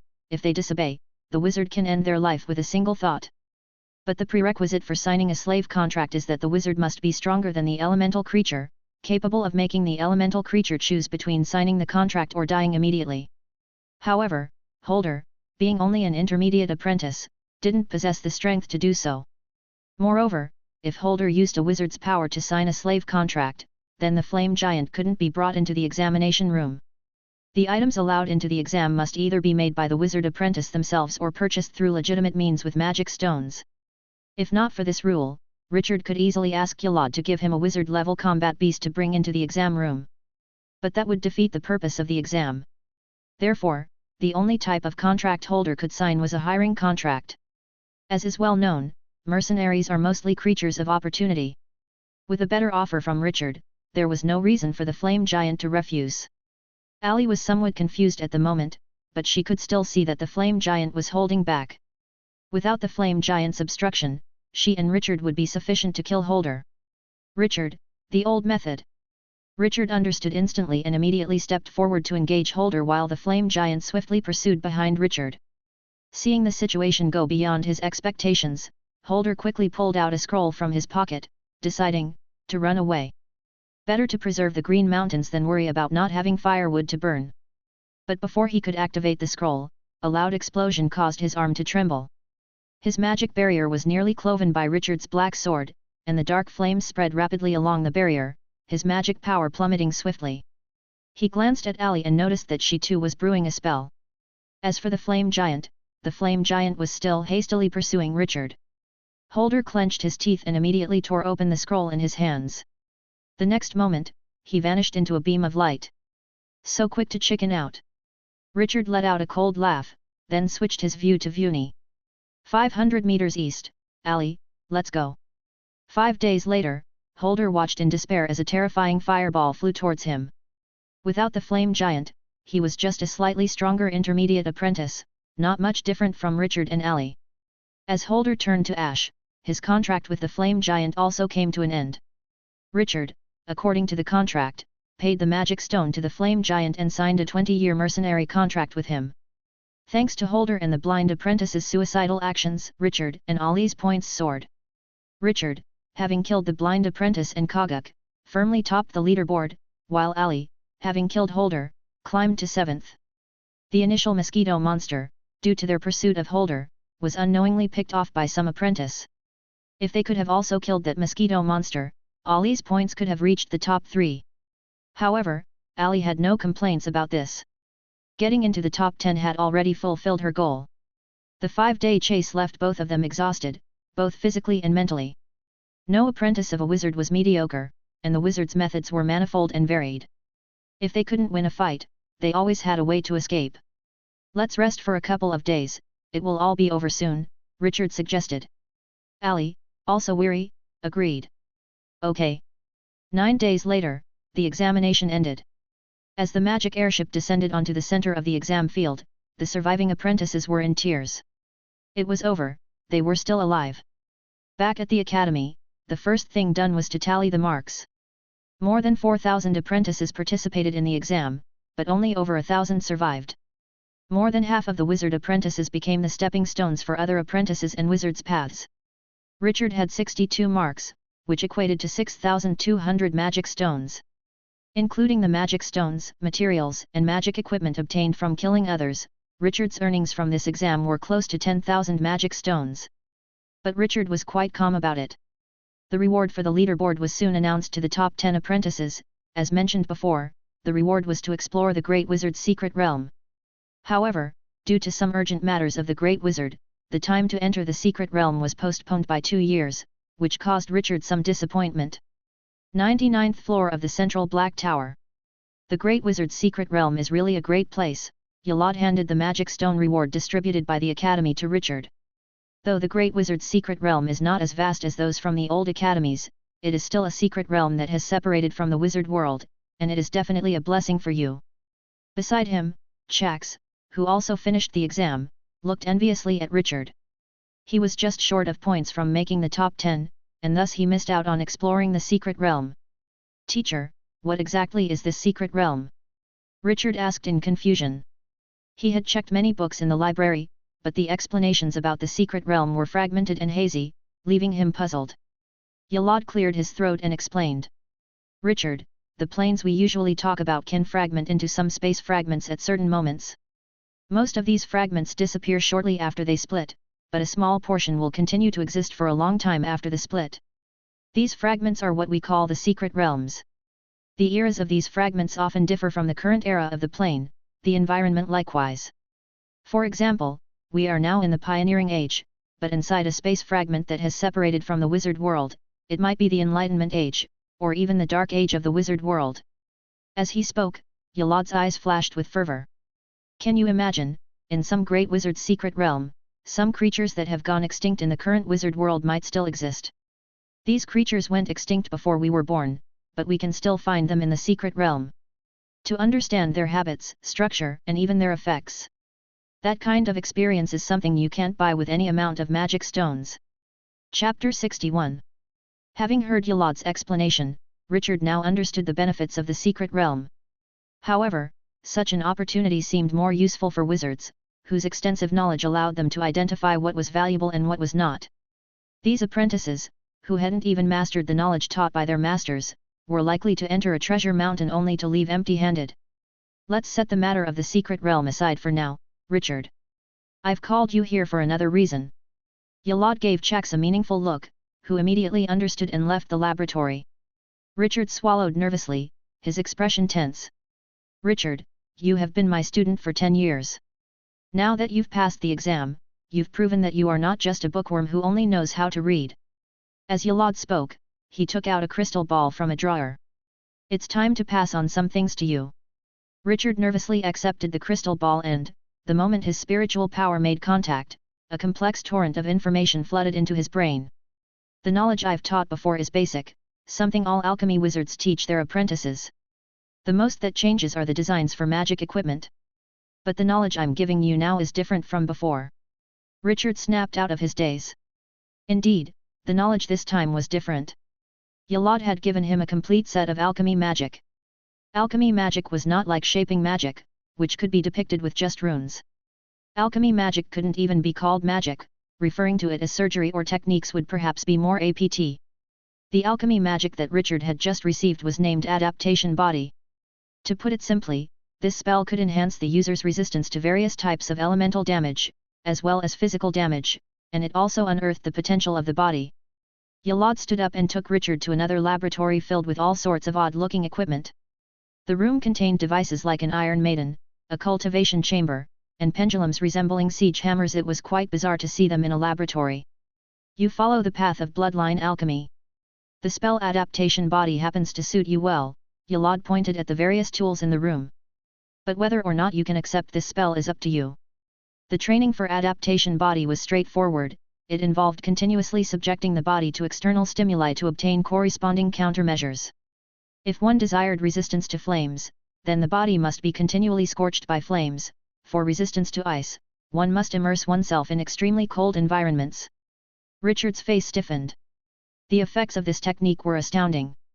According to the information Yalad put in the crystal ball, if one trained adaptation body to a certain extent, it could even ignore elemental damage of thousands of energy levels, not to mention providing exceptionally strong protection from blunt, piercing, and cutting physical damage. It was a spell with tremendous potential. But the training process was somewhat inhumane. Yalad handed a key to Richard. This training room is yours from now on. The equipment here is sufficient for you to train the adaptation body. With that, Yalad left the laboratory, leaving Richard to contemplate quietly. Richard stayed in the training room for a while but eventually decided to begin training the adaptation body. Gaining strength was never an easy task. The cultivation of adaptation body was a two-step process: destruction and repair. Destruction was straightforward. The devices in the training room could inflict everything from fire burns to ice freezing, from blunt force with pendulums to piercing with the Iron Maiden. All types of damage were available. But repair was a bit more troublesome. According to the records in the crystal ball, one must ingest or inject 100 milliliters of adaptation potion before training the adaptation body, which was the core of the spell. After the destruction was complete, one must enter a specially made container to be immersed in a specially formulated recovery magic potion for an hour. It was a cycle. Yalad had prepared a training room for Richard, saving him the trouble of creating training equipment, but the recovery magic potions still needed to be concocted by Richard himself, and moreover, the ingredients weren't cheap. Given his current income, he could barely afford the expenses, but as the training of his adaptation body intensified, the costs would gradually increase. In the later stages, Richard would even need to concoct different recovery magic potions to meet the demands of various trainings. Richard pinched the bridge of his nose. Having lived affluently for too long, the sudden increase in expenses was indeed giving him a headache. Should I increase the output? Or should I launch a new product? Rubbing his head, Richard returned to his own room and started flipping through his notes. He vaguely remembered that there was a magic potion formula he hadn't acquired. After searching through his notes for a while, Richard finally found his record. Physique Enhancement Potion, Library Reference Number N7111. Looking at the record in his notes, Richard immediately headed for the library. On the bookshelf where encrypted notes were kept, Richard found the notebook that contained the formula once again. Ingredient: Unknown Wizard's Notes. Information that can be refined: Physique Enhancement Potion Formula. Refinement cost: 25 spiritual power. Proceed with refinement. A potion to enhance physique, how could I have forgotten about it? Slapping his forehead, Richard then borrowed the notebook. Once back in his room, Richard couldn't wait to choose to refine it. 25 points of spiritual power was not much of an issue for Richard, who now had 32 points. As his head felt the sensation of being struck by a heavy hammer, a ball of white light, containing the formula, appeared above the miracle furnace. However, after absorbing it, Richard's brow furrowed. Egla grass, I remember this stuff has been extinct in the wizard world. The owner of this note was a wizard from the era of the Great Wizard War. The formulas he created were based on the materials that were available at the time. After the Wizard War, countless creatures had gone extinct in the wizard world. If it were just some auxiliary materials, Richard might have been able to replace them with materials of similar properties, but Egla grass was the main ingredient of this magic potion, and substituting the main ingredient was akin to inventing a new formula entirely. Is my only hope the secret realm? Richard looked at the formula on the paper, his expression alternating from dark to light. After much thought, Richard eventually burned the formula to ashes. The secret realm was too unstable, whether he could find Egla grass or not was uncertain, and even if he did find it, the current environment in the wizard world was not suitable for cultivating Egla grass. All that excitement for nothing. Leaning back in his chair, Richard started to calculate other options. He needed to check the encrypted notes thoroughly soon, trying to refine all the knowledge possible from them. However, from this experience, Richard estimated that most of the knowledge in these notes would likely only serve as a store of knowledge, with only a small portion being applicable to practical use. Aside from encrypted notes, he also needed to start following up on the knowledge from the shape-shifting school. His magic potion business was so successful that he had already exchanged all the basic alchemy knowledge available from Yalad, and most of the deeper knowledge concerned synthetic beasts. Richard had tried this direction a few years ago, but unfortunately, he had no talent in it and couldn't produce anything noteworthy. Even if he tried to pursue it, he wouldn't make much progress. After much contemplation, Richard finally set two short-term goals. One was the training of his adaptation body, and the other was to keep up with the knowledge of shape-shifting. As for the direction of his future, Richard tentatively settled on bloodline alchemy, considering the alchemy formula he possessed should suffice until he became a wizard. Once he became a wizard, he would have plenty of time to decide on his future path. Chapter 62. After receiving the adaptation body, Richard immediately began his training. The next morning at 8 o'clock, Richard brought the adaptation potion to the training room to start his training. According to the records of the adaptation body, a newcomer should prioritize element resistance during training. There were 3 types of equipment related to elements in the training room: fire, lightning, and ice. Injecting the adaptation potion into his body, Richard stripped off his clothes, took a deep breath, and stepped into a glass chamber. When training element resistance, the order of training was also important. Looking at the equipment in the training room now, to achieve the best results, it needed to be in the order of ice, lightning, fire. As the equipment started, the temperature in the glass chamber dropped rapidly. The originally clear glass was instantly covered with frost. The first step of training was to stand naked at -30 degrees Celsius for 30 minutes. Inside the freezing chamber, Richard's teeth continuously chattered, and his body trembled incessantly. -30 degrees Celsius, naked if it were his previous life, these 30 minutes would have been enough to hold a feast. But since Richard's physique had reached 30, far surpassing that of normal humans, staying at this temperature for 30 minutes only resulted in his limbs turning blue-purple and his body suffering numerous frostbites. Next was the electric shock. Trembling, Richard sat on the electric chair and set the current to an energy level, then programmed it for a 1-minute duration. As the switch was activated, an indescribable pain swept through Richard's body, causing him to convulse continuously, and smoke began to rise from his hair. After 1 minute, Richard sat motionless in the electric chair. At that moment, he was contemplating whether he wanted to obtain this power. Eventually, he stood up and approached another glass chamber. This was the final training, fire element resistance. Immediately, Richard activated the switch. Flames of an energy level intensity instantly filled the chamber, and a strange smell of scorching filled the air. After 1 minute, Richard struggled to open the chamber door. His body was scorched black, and charred skin fell off with slight movements. Fortunately, Richard had placed the recovery chamber next to the fire element training chamber before starting. He took a few steps and fell into it with a splash. At this moment, stimulated by the magic potion, Richard's body continually absorbed nutrients from the outside. From a microscopic perspective, every cell in Richard's body was active, and the life core inside the cells underwent extremely minor changes under this stimulation. This was the essence of the adaptation body, causing the life core to undergo changes by using extreme environments and magic potion. According to Yalad's theory, life is a very tenacious thing. From the dark deep sea to the high temperature of volcanic craters, life is everywhere. Under extreme conditions, life instinctively adapts to the environment. Comparing the life cores of life forms before and after adaptation, subtle changes would be evident. Based on this theory, Yalad accelerated the process of life adapting to the environment by 1,000 times using magic potion and extreme environmental stimulations, thus creating the alchemy magic called adaptation body. An hour later, Richard crawled out of the recovery chamber, with his injuries fully recovered. Richard moved his body and dressed. Phew, it's like walking through hell. After completing the adaptation body training, Richard went to the library to borrow various books about the shape-shifting school and also picked out a few encrypted notes that could be refined. Holding the books, Richard returned to his room and began to study intensely. After completing the adaptation body training, Richard suddenly felt that studying was not so dull.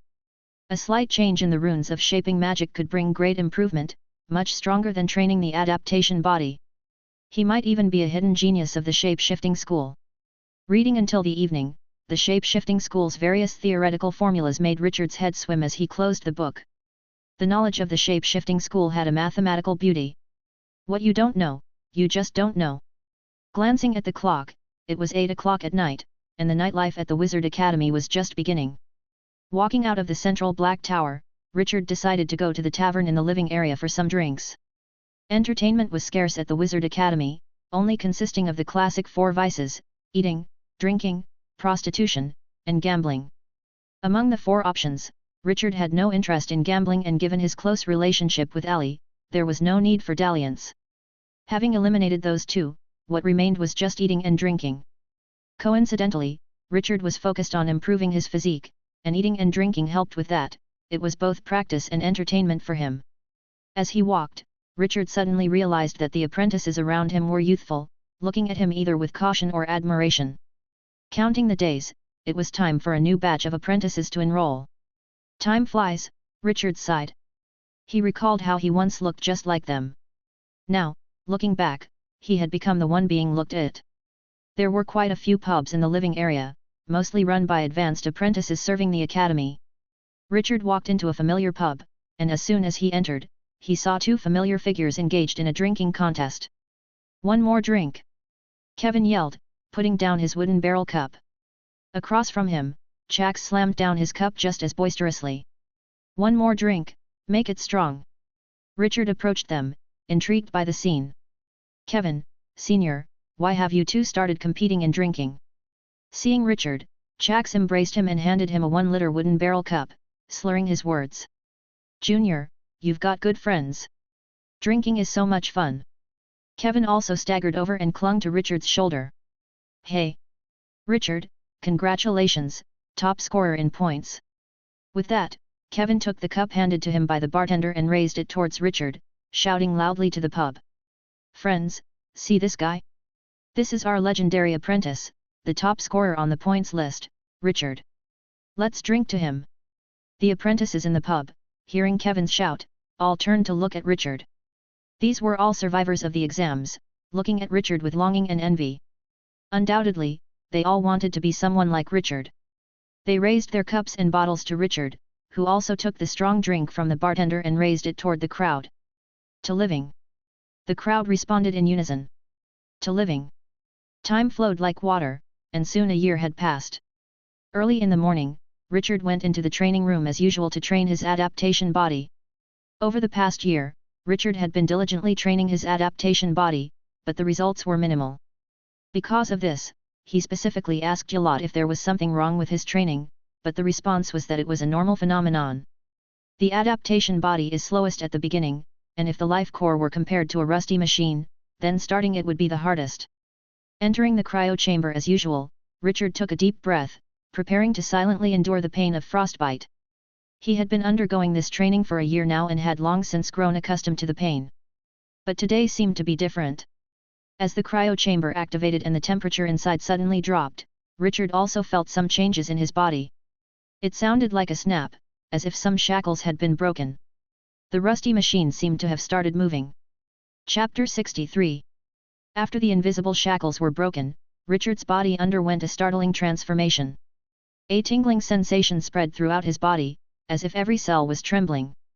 At the same time, the magic power inside him began to be consumed, with the vanishing magic power being absorbed by the cells as nourishment to support evolution. The first to transform was his skin, with a layer of keratin visibly forming on the surface. Protected by this layer of keratin, Richard could clearly feel the rate at which his body heat was escaping began to decrease. But the changes weren't just limited to the epidermis, all of Richard's cells participated in the evolution, undergoing transformations. The cells produced heat more fiercely, while the muscles and fat began altering their structures to be more adapted to cold environments. Changes that would have taken thousands of years were completed in mere minutes under the acceleration of the magic potion. When it was all over, Richard suddenly vomited a pool of black blood. These were the waste products after the cell renewal. Does this count as making it to the threshold? Richard wiped his mouth. The freezing process of the ice capsule had not yet ended, but he no longer felt the cold. As time elapsed, Richard stepped out of the capsule and took out a test crystal ball from his magic pocket. Spiritual power 33.2, physique 31.9, magic power 332, rating, intermediate apprentice. It actually increased my physique by nearly 2 points. This year's training wasn't in vain after all. The adaptation body had the effect of uncovering the body's potential, although as a side effect, it seemed that this side effect had, at present, been the biggest help to Richard. After cleaning the ice capsule, Richard took out another vial of adaptation potion and injected it into his body. The evolution just now had used up the previous dose of adaptation potion, so now it was time to replenish it. Richard sat on the electric chair, took a deep breath, and flipped the switch. This time, Richard's body underwent another transformation. The current passing through him no longer brought pain but instead a tingling sensation. Richard's body was beginning to adapt to the electric shocks. Just as mentioned before, the life core is like a rusty machine, the adaptation potion is its lubricant, and external stimuli are its source of energy. Now that the machine was in motion, the rust between components naturally began to wear away, and the machine would only work faster and faster. The cycle ended, and Richard climbed out from the recovery fluid, ready to report his progress to Yalad. Yalad was quite concerned about his progress. Ever since Richard had last asked Yalad about the adaptation body showing no effects, he would check in every few days, offering encouragement and support. As someone who had been through it, Yalad naturally knew the pain of the initial stages of the adaptation body, the daily torture with almost no visible results.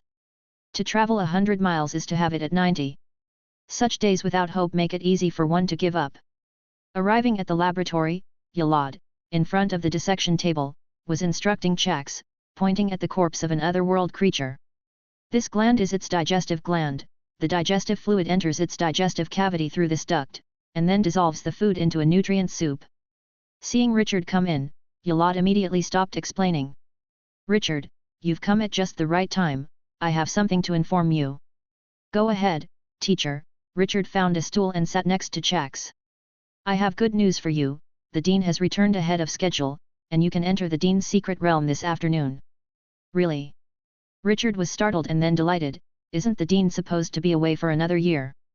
Yalad set aside the scalpel in his hand and casually summoned a ball of water to wash his hands. "Who knows, but that's what Alex said." "I saw you come in smiling, do you have good news to tell me?" Yalad looked at Richard with a smile. Richard grinned sheepishly. "I just came to tell teacher that my adaptation body has started to show effects." As he spoke, Richard stretched out his arm, and Yalad cast a glance and immediately noticed the change in Richard. "Very good, good, as long as there are effects, that's good," Yalad sighed. "A year without results, I was afraid you might give up." Before he could finish, Yalad suddenly glared at Chax, who was continuously retreating backwards.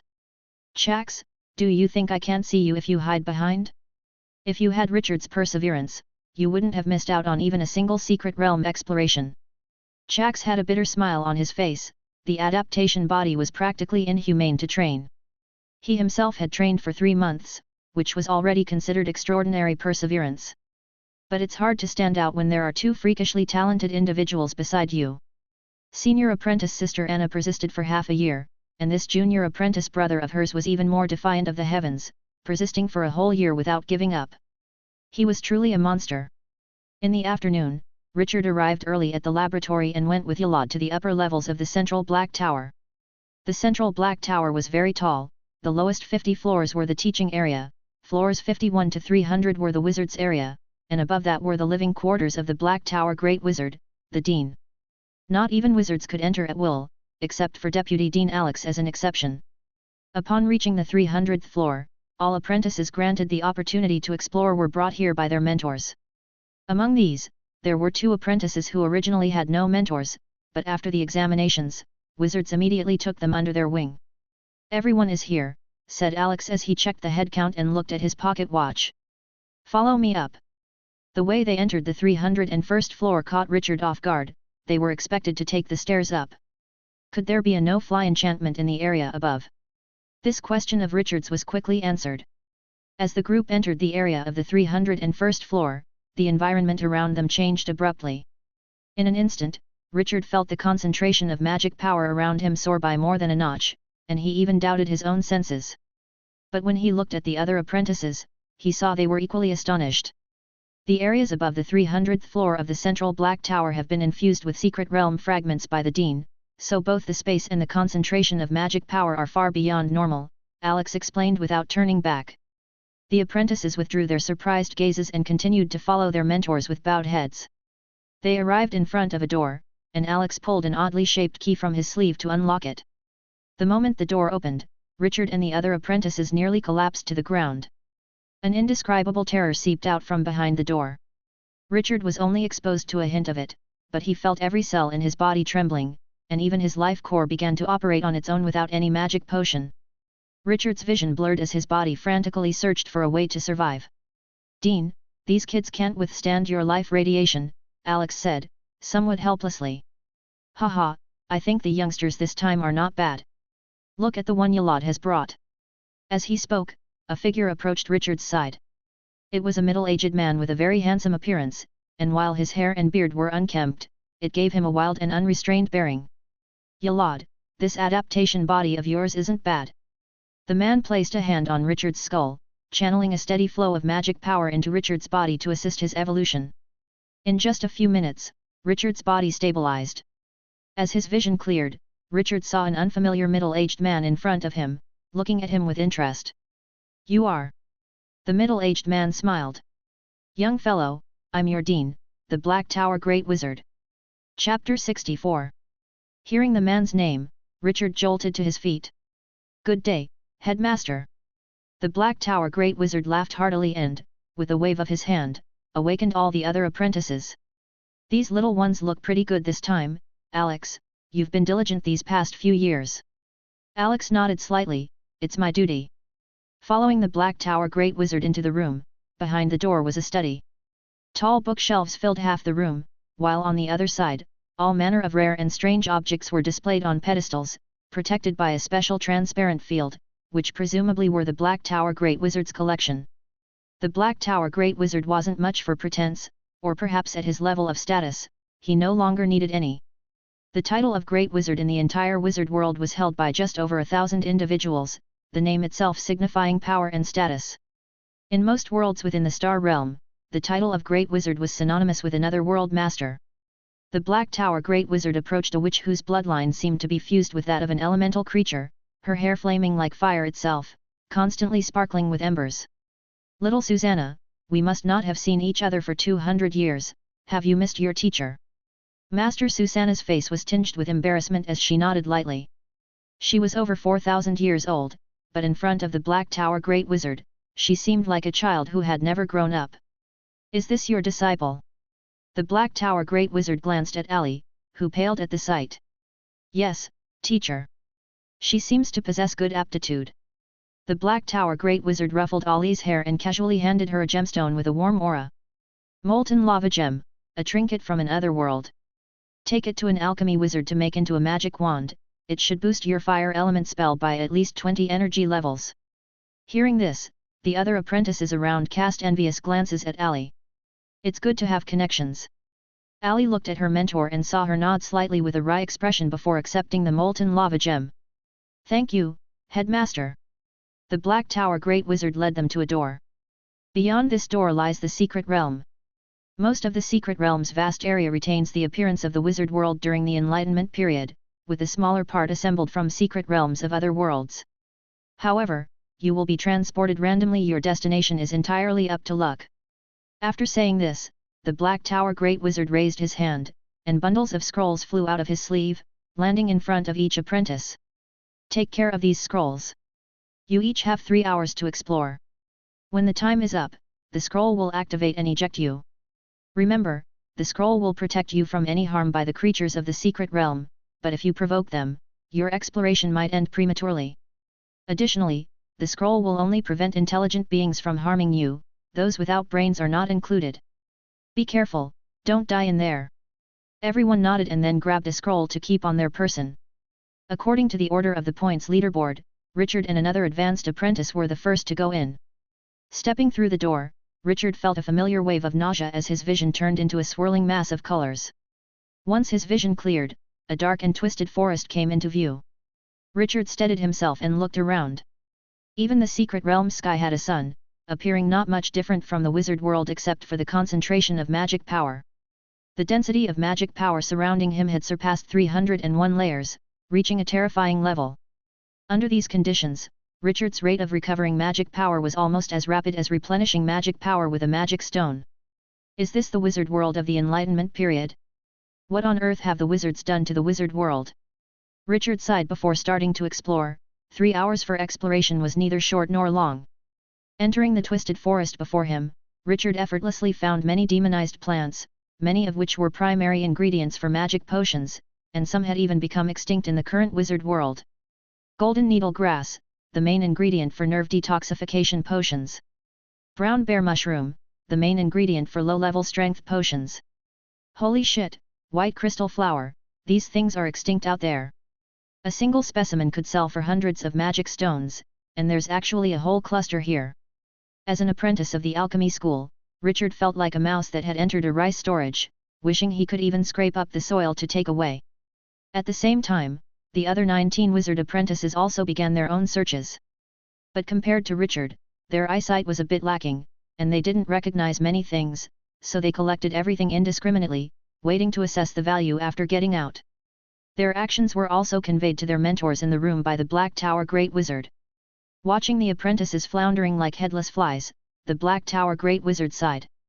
Don't they teach natural history anymore? When I was an apprentice, natural history was a required course. The wizards looked embarrassed. In today's wizard world, there were hardly any wild rare materials left, so courses like natural history that broadened knowledge were only taught a little by the alchemy school. Forget it, the Black Tower Great Wizard waved his hand. I'm going to tell you something. The council approved the exchange with the White Wizard Academy that I mentioned earlier. As Richard delved deeper into the twisted forest, the things he encountered began to gradually exceed his knowledge. What is this? The soft soil ahead of Richard seemed to be moving with something inside. Richard narrowed his eyes and, quick as lightning, yanked a black longworm out of the soil. The worm resembled an earthworm, with a black body, soft flesh, and densely packed segments. However, unlike regular earthworms, this one was as thick as a finger and measured a meter in length, looking more like a snake from a distance. The earthworm had several light-colored stripes on its body, and Richard counted a total of 9 stripes. 9 patterns, an earthworm. An epiphany struck Richard, and a record flashed through his mind. This is a magic pattern worm. The extract from its body fluids can speed up human recovery and also has the effect of developing the body's potential, Richard exclaimed with delight. This creature had nearly gone extinct in the outside wizard world, only a small number still lived in the forests at the center of the continent. It was listed in the wizard world as a second-level protected species, with all hunting prohibited, but allowed for artificial cultivation. Richard had seen records of this creature in the notes on the adaptation body. According to Yolad's notes, adding the extract from this creature to the adaptation potion could also activate life recovery effects in the adaptation body.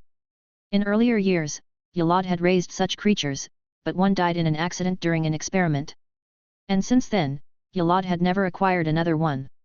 Good stuff, let's bag it. Richard took out a box from his magic pocket and filled it with nutrient fluid. The 9-rings worm had robust life energy and could survive for hours even in a vacuum. As long as it was provided nutrients and placed in the magic pocket, 3 to 5 days would be no problem. After walking a few hundred more meters into the forest, Richard suddenly found an opening, and a several hundred-meter-tall tree appeared before him. The branches and trunk of the tree were twisted and ferocious, resembling the tree demons of legend. Amid the branches, Richard saw an enormous bird's nest. While the main structure of the nest was made of tree branches, there were also many frightening bones within it. Is this a pet raised by the Academy's headmaster? Even using the remains of high-level creatures for nest building. Richard dared not linger there long, keeping the headmaster's warning in mind, although he sensed that there could be something like chicks or eggs in the nest. But with so many things to explore in the secret realm, there was no need to provoke such terrifying creatures. Not long after Richard left, another wizard apprentice arrived at the place. After sensing the life energy from the nest, he was immediately tempted, but before he could act, a chilling bird cry sounded right beside him. Chapter 65. Having traversed the twisted forest, Richard came upon a valley. The valley floor was surrounded by black rocks, with sparse shrubs and wild grass growing within the crevices of the stones. Yet deep within the valley, there sprouted dense clusters of black crystals. Richard took a closer look and gasped in shock. Those black crystal clusters were none other than the magic stones he regularly used. Magic stones growing right out of the ground. If anyone in the wizard world were to speak of this now, they would undoubtedly be deemed mad. Incredible, incredible, a whole valley full of magic stones must contain at least 1 million, Richard exclaimed in astonishment and then proceeded to the valley floor, intending to take a close look at the magic stone vein. And perhaps take a few magic stones as well. In the current wizard world, there were no longer any magic stone veins allowed to be mined. All the magic stones in circulation came from other worlds. Venturing deeper into the valley, Richard paid close attention to each crystal cluster. Observation, learning the knowledge of a wizard accumulates just like this, bit by bit. Perhaps a single detail could become a critical breakthrough for his future challenges. As Richard delved deeper, he suddenly came upon a pile of skeletons, covered by fallen magic stones and impossible to see without getting closer. Something's not right, these magic stones how? Suddenly, Richard's hairs stood on end, and his body involuntarily fell backward as the bloodline seed in his heart was awakened in an instant. Ding! A long worm pinned itself where Richard had just stood. This long worm was covered in crystal-like scales, similar to those of magic stones, blending in with the magic stone vein, almost indistinguishable. Not good. Richard saw the magic stones on the skeleton begin to tremble incessantly, and the fine sound of stones rubbing against each other continuously entered his ears. Looking at the valley floor covered with magic stones, Richard started to feel his scalp tingle. Just how many such worms were hidden amongst these magic stones?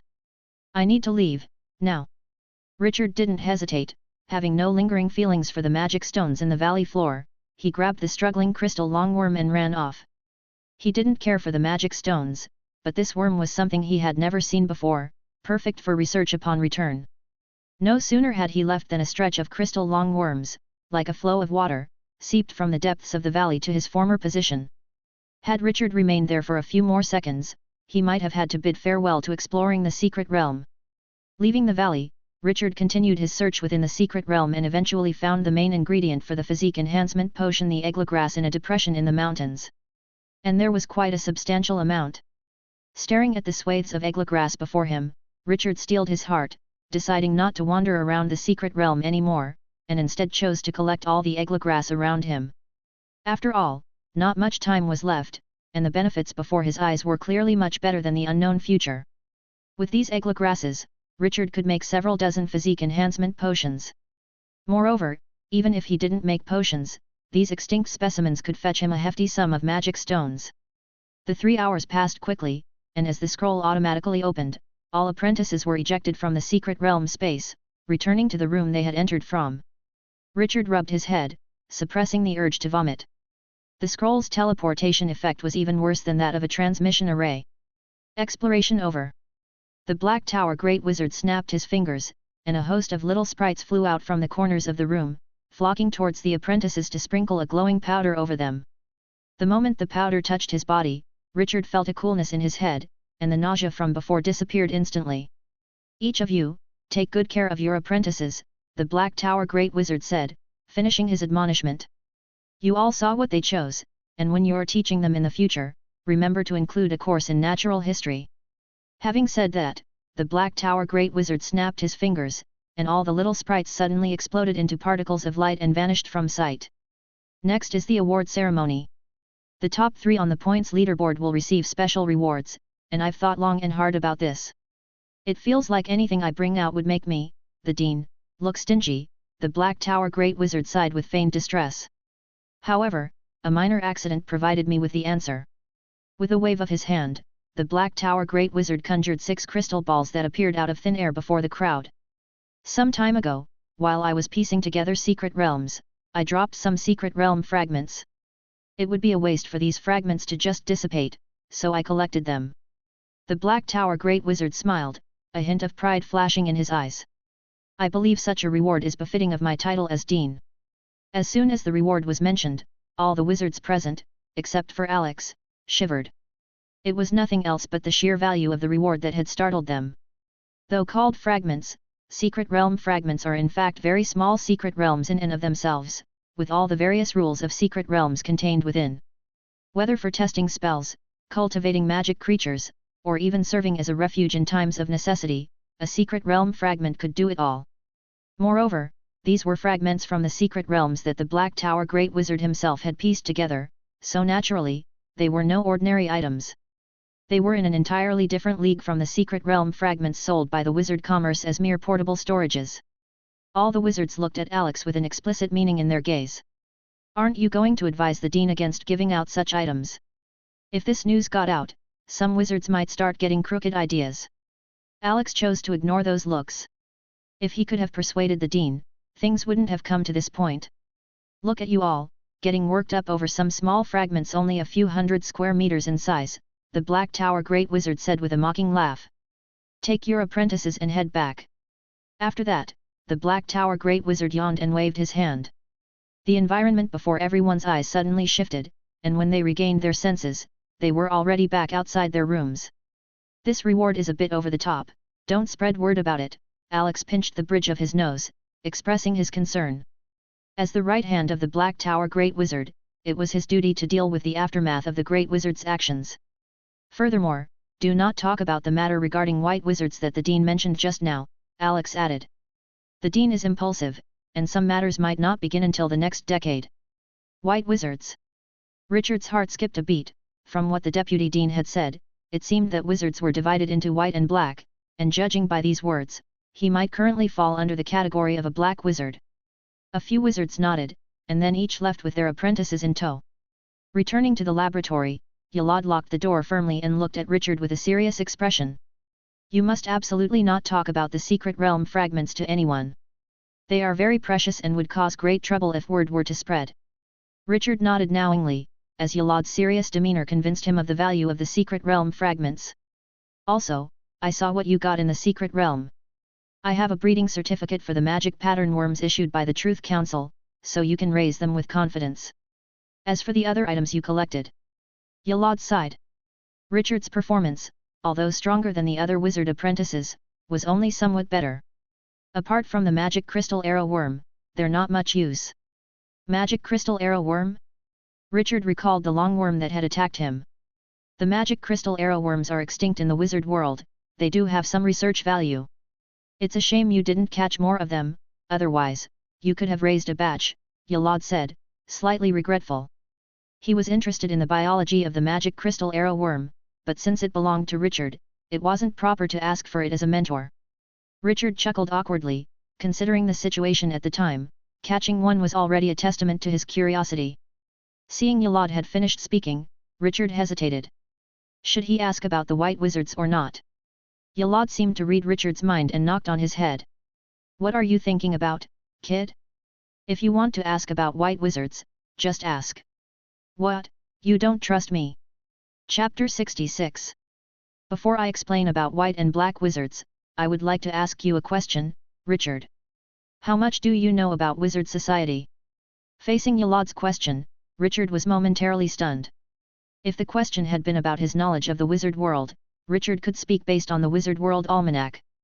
However, Yalad was asking about wizard society, something a mere apprentice who had not even graduated from the Wizard Academy would not know much about. Seeing Richard's silent demeanor, Yalad realized that his student lacked knowledge on these miscellaneous things. It seems you know nothing, which is perfect. I'll take this opportunity to introduce you to wizard society.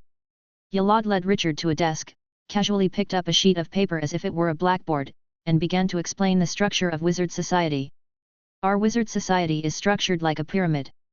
As he spoke, Yalad drew a triangle on the paper and added 2 lines in the middle. Pointing at the top of the pyramid, he said, at the very top is the Truth Council, composed of 5 truth wizards.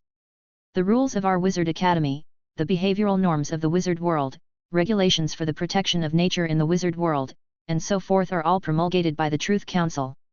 They are not only the strongest among wizards but also the leaders of the wizard world.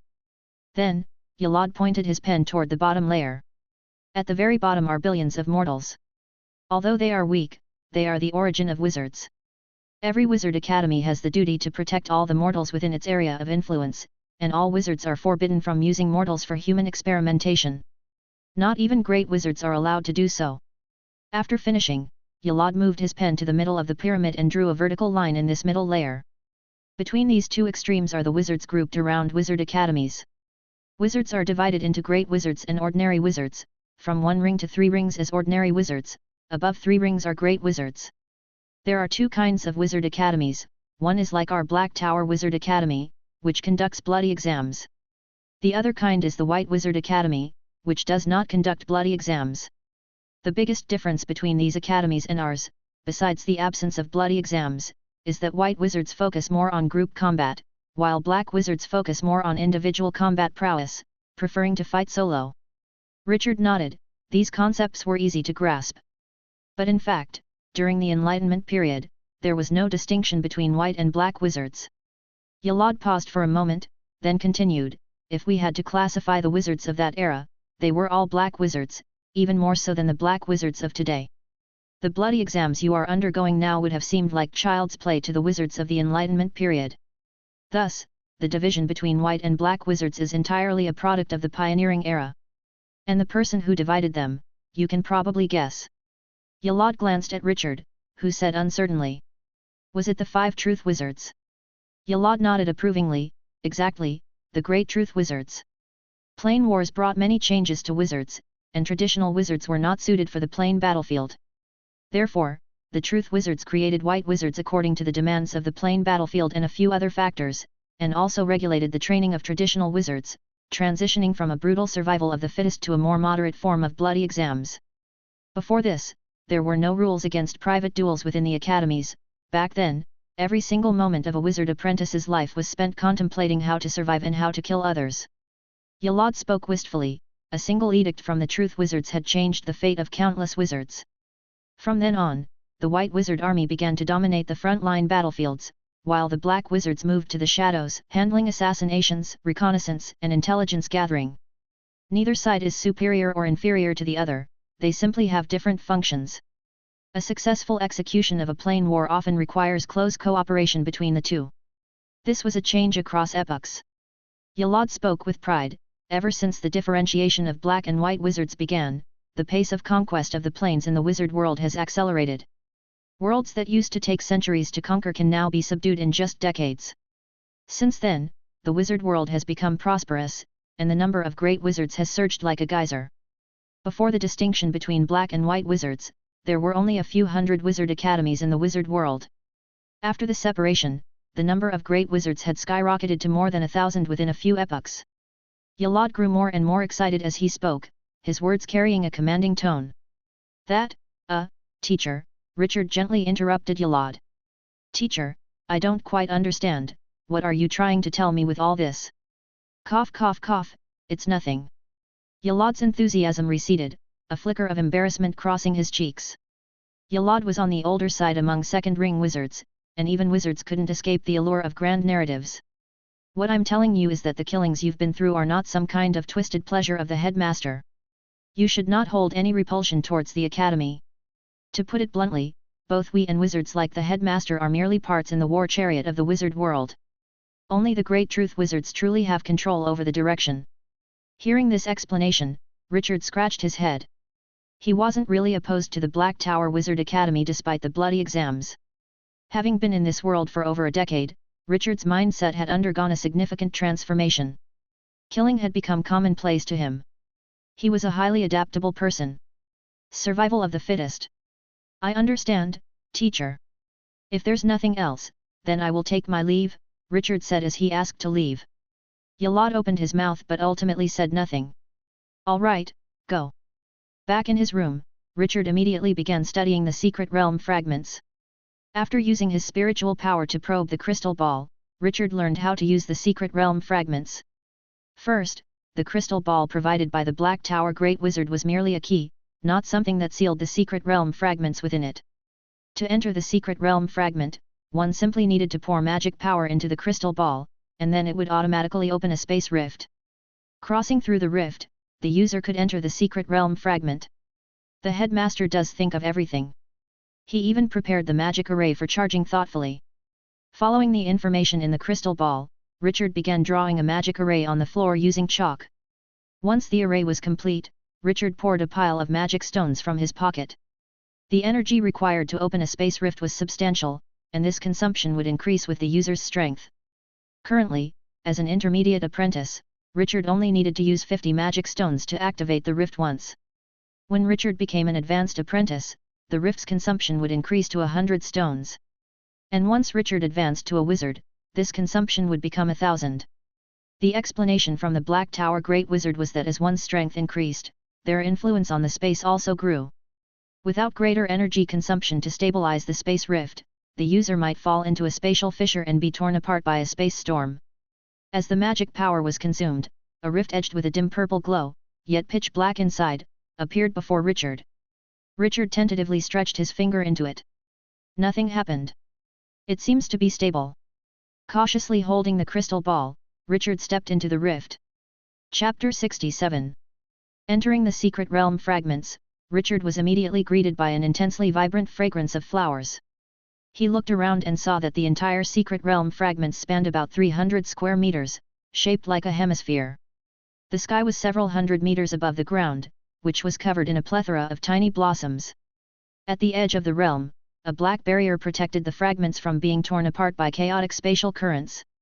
The magic power level is about twice that of the wizard world but far less than the Great Wizard's secret realm space. The temperature is around 26 degrees, humidity about 40%, the air composition is dissimilar to the wizard world, with no harmful substances. Besides that, Richard assessed the secret realm fragments based on his instincts, then directed his gaze toward a particularly large flower bud at the center of the flower bed. He stepped forward and gently poked the flower bud. The bud opened, releasing a white fuzzy ball with transparent wings. Is this a flower elf? Richard attempted to communicate with the fuzzy ball using his spiritual power, but what he received was a wave of fear. Don't eat me, the fuzzy ball sent out a mental fluctuation, I'm very useful. Richard stroked his chin. Did he really look like some sort of demon? However, he didn't realize that the fuzzy ball perceived the world not through sight, but through life perception. In its senses, Richard, a wizard apprentice performing bloodline alchemy, was indistinguishable from a suture monster. Tell me your use, Richard communicated using his spiritual power. I can do many things. I can make flowers grow better and bloom more vigorously. I can also.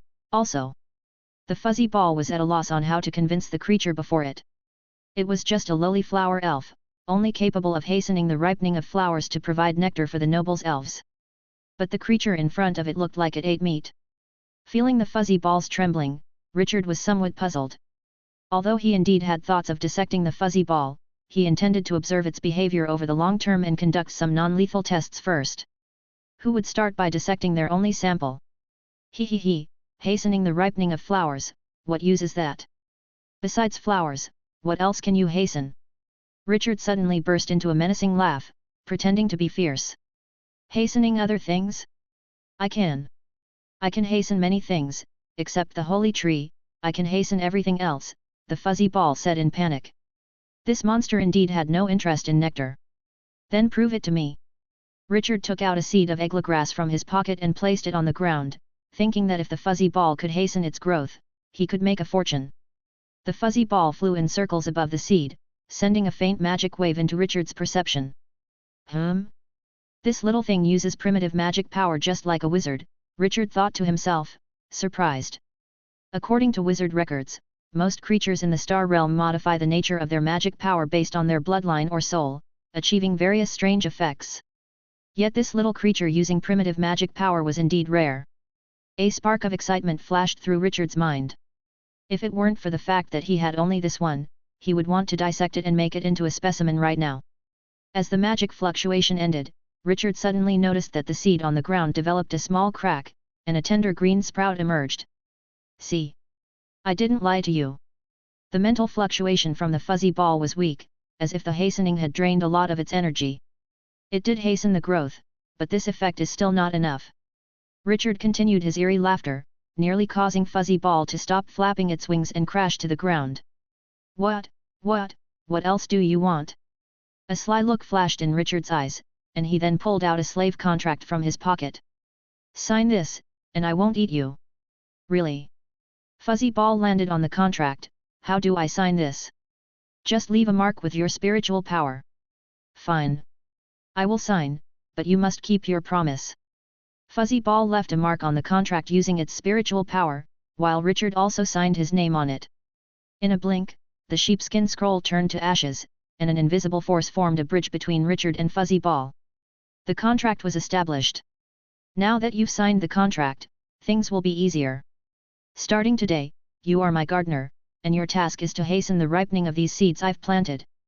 Hearing Richard say this, Fuzzy Ball felt relieved, its small life seemingly saved.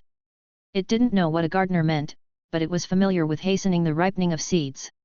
That had been its previous job. All right, Just don't eat me. Richard nodded, satisfied. Good. Very spirited.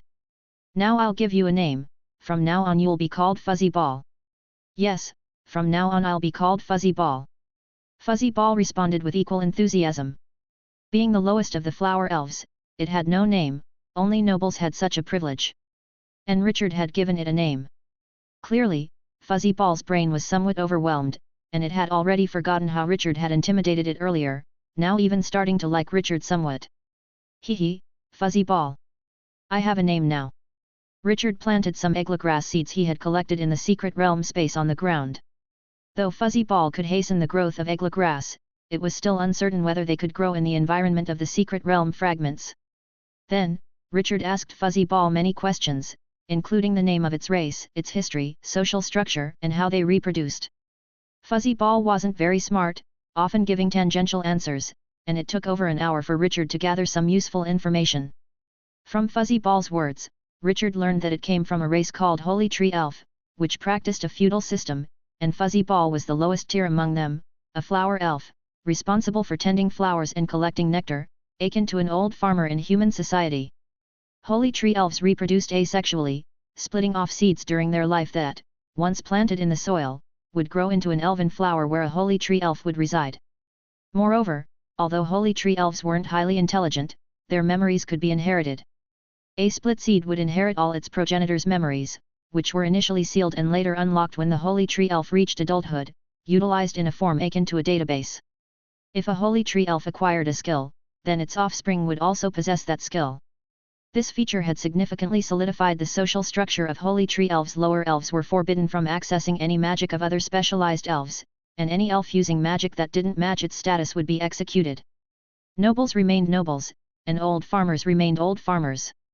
After acquiring the knowledge, Richard left the secret realm fragments. The number of Holy Tree Elves was too few to be of significant impact for now. But the future was promising. Wizards did not wage wars for great wizards without compensation with enough merit. Acquiring a piece of land from the other world was a trivial matter. And since this Holy Tree Elf could hasten the growth of plants, he might later be able to establish a stable magic stone income through cultivating medicinal herbs. Wizards had long lifespans, and long-term gains far outweighed short-term benefits. Chapter 68. After coming out of the secret realm fragments, Richard wiped off the array on the ground and then went to his desk to start recording the information he had just learned. These were all pieces of knowledge, the powerful source for any wizard. An experienced wizard could easily handle various situations with a reservoir of knowledge. Once he had recorded everything, Richard closed his notebook and casually picked up a magic book to browse through. In the past year, Richard had spent a considerable amount of time on the Shaping Magic School, but the results were minimal. Lacking a mentor's guidance, Richard could only explore like a headless fly in the sea of books. Knock, knock, knock. Someone suddenly knocked on the door of Richard's room. Who? Richard walked to the door and opened it.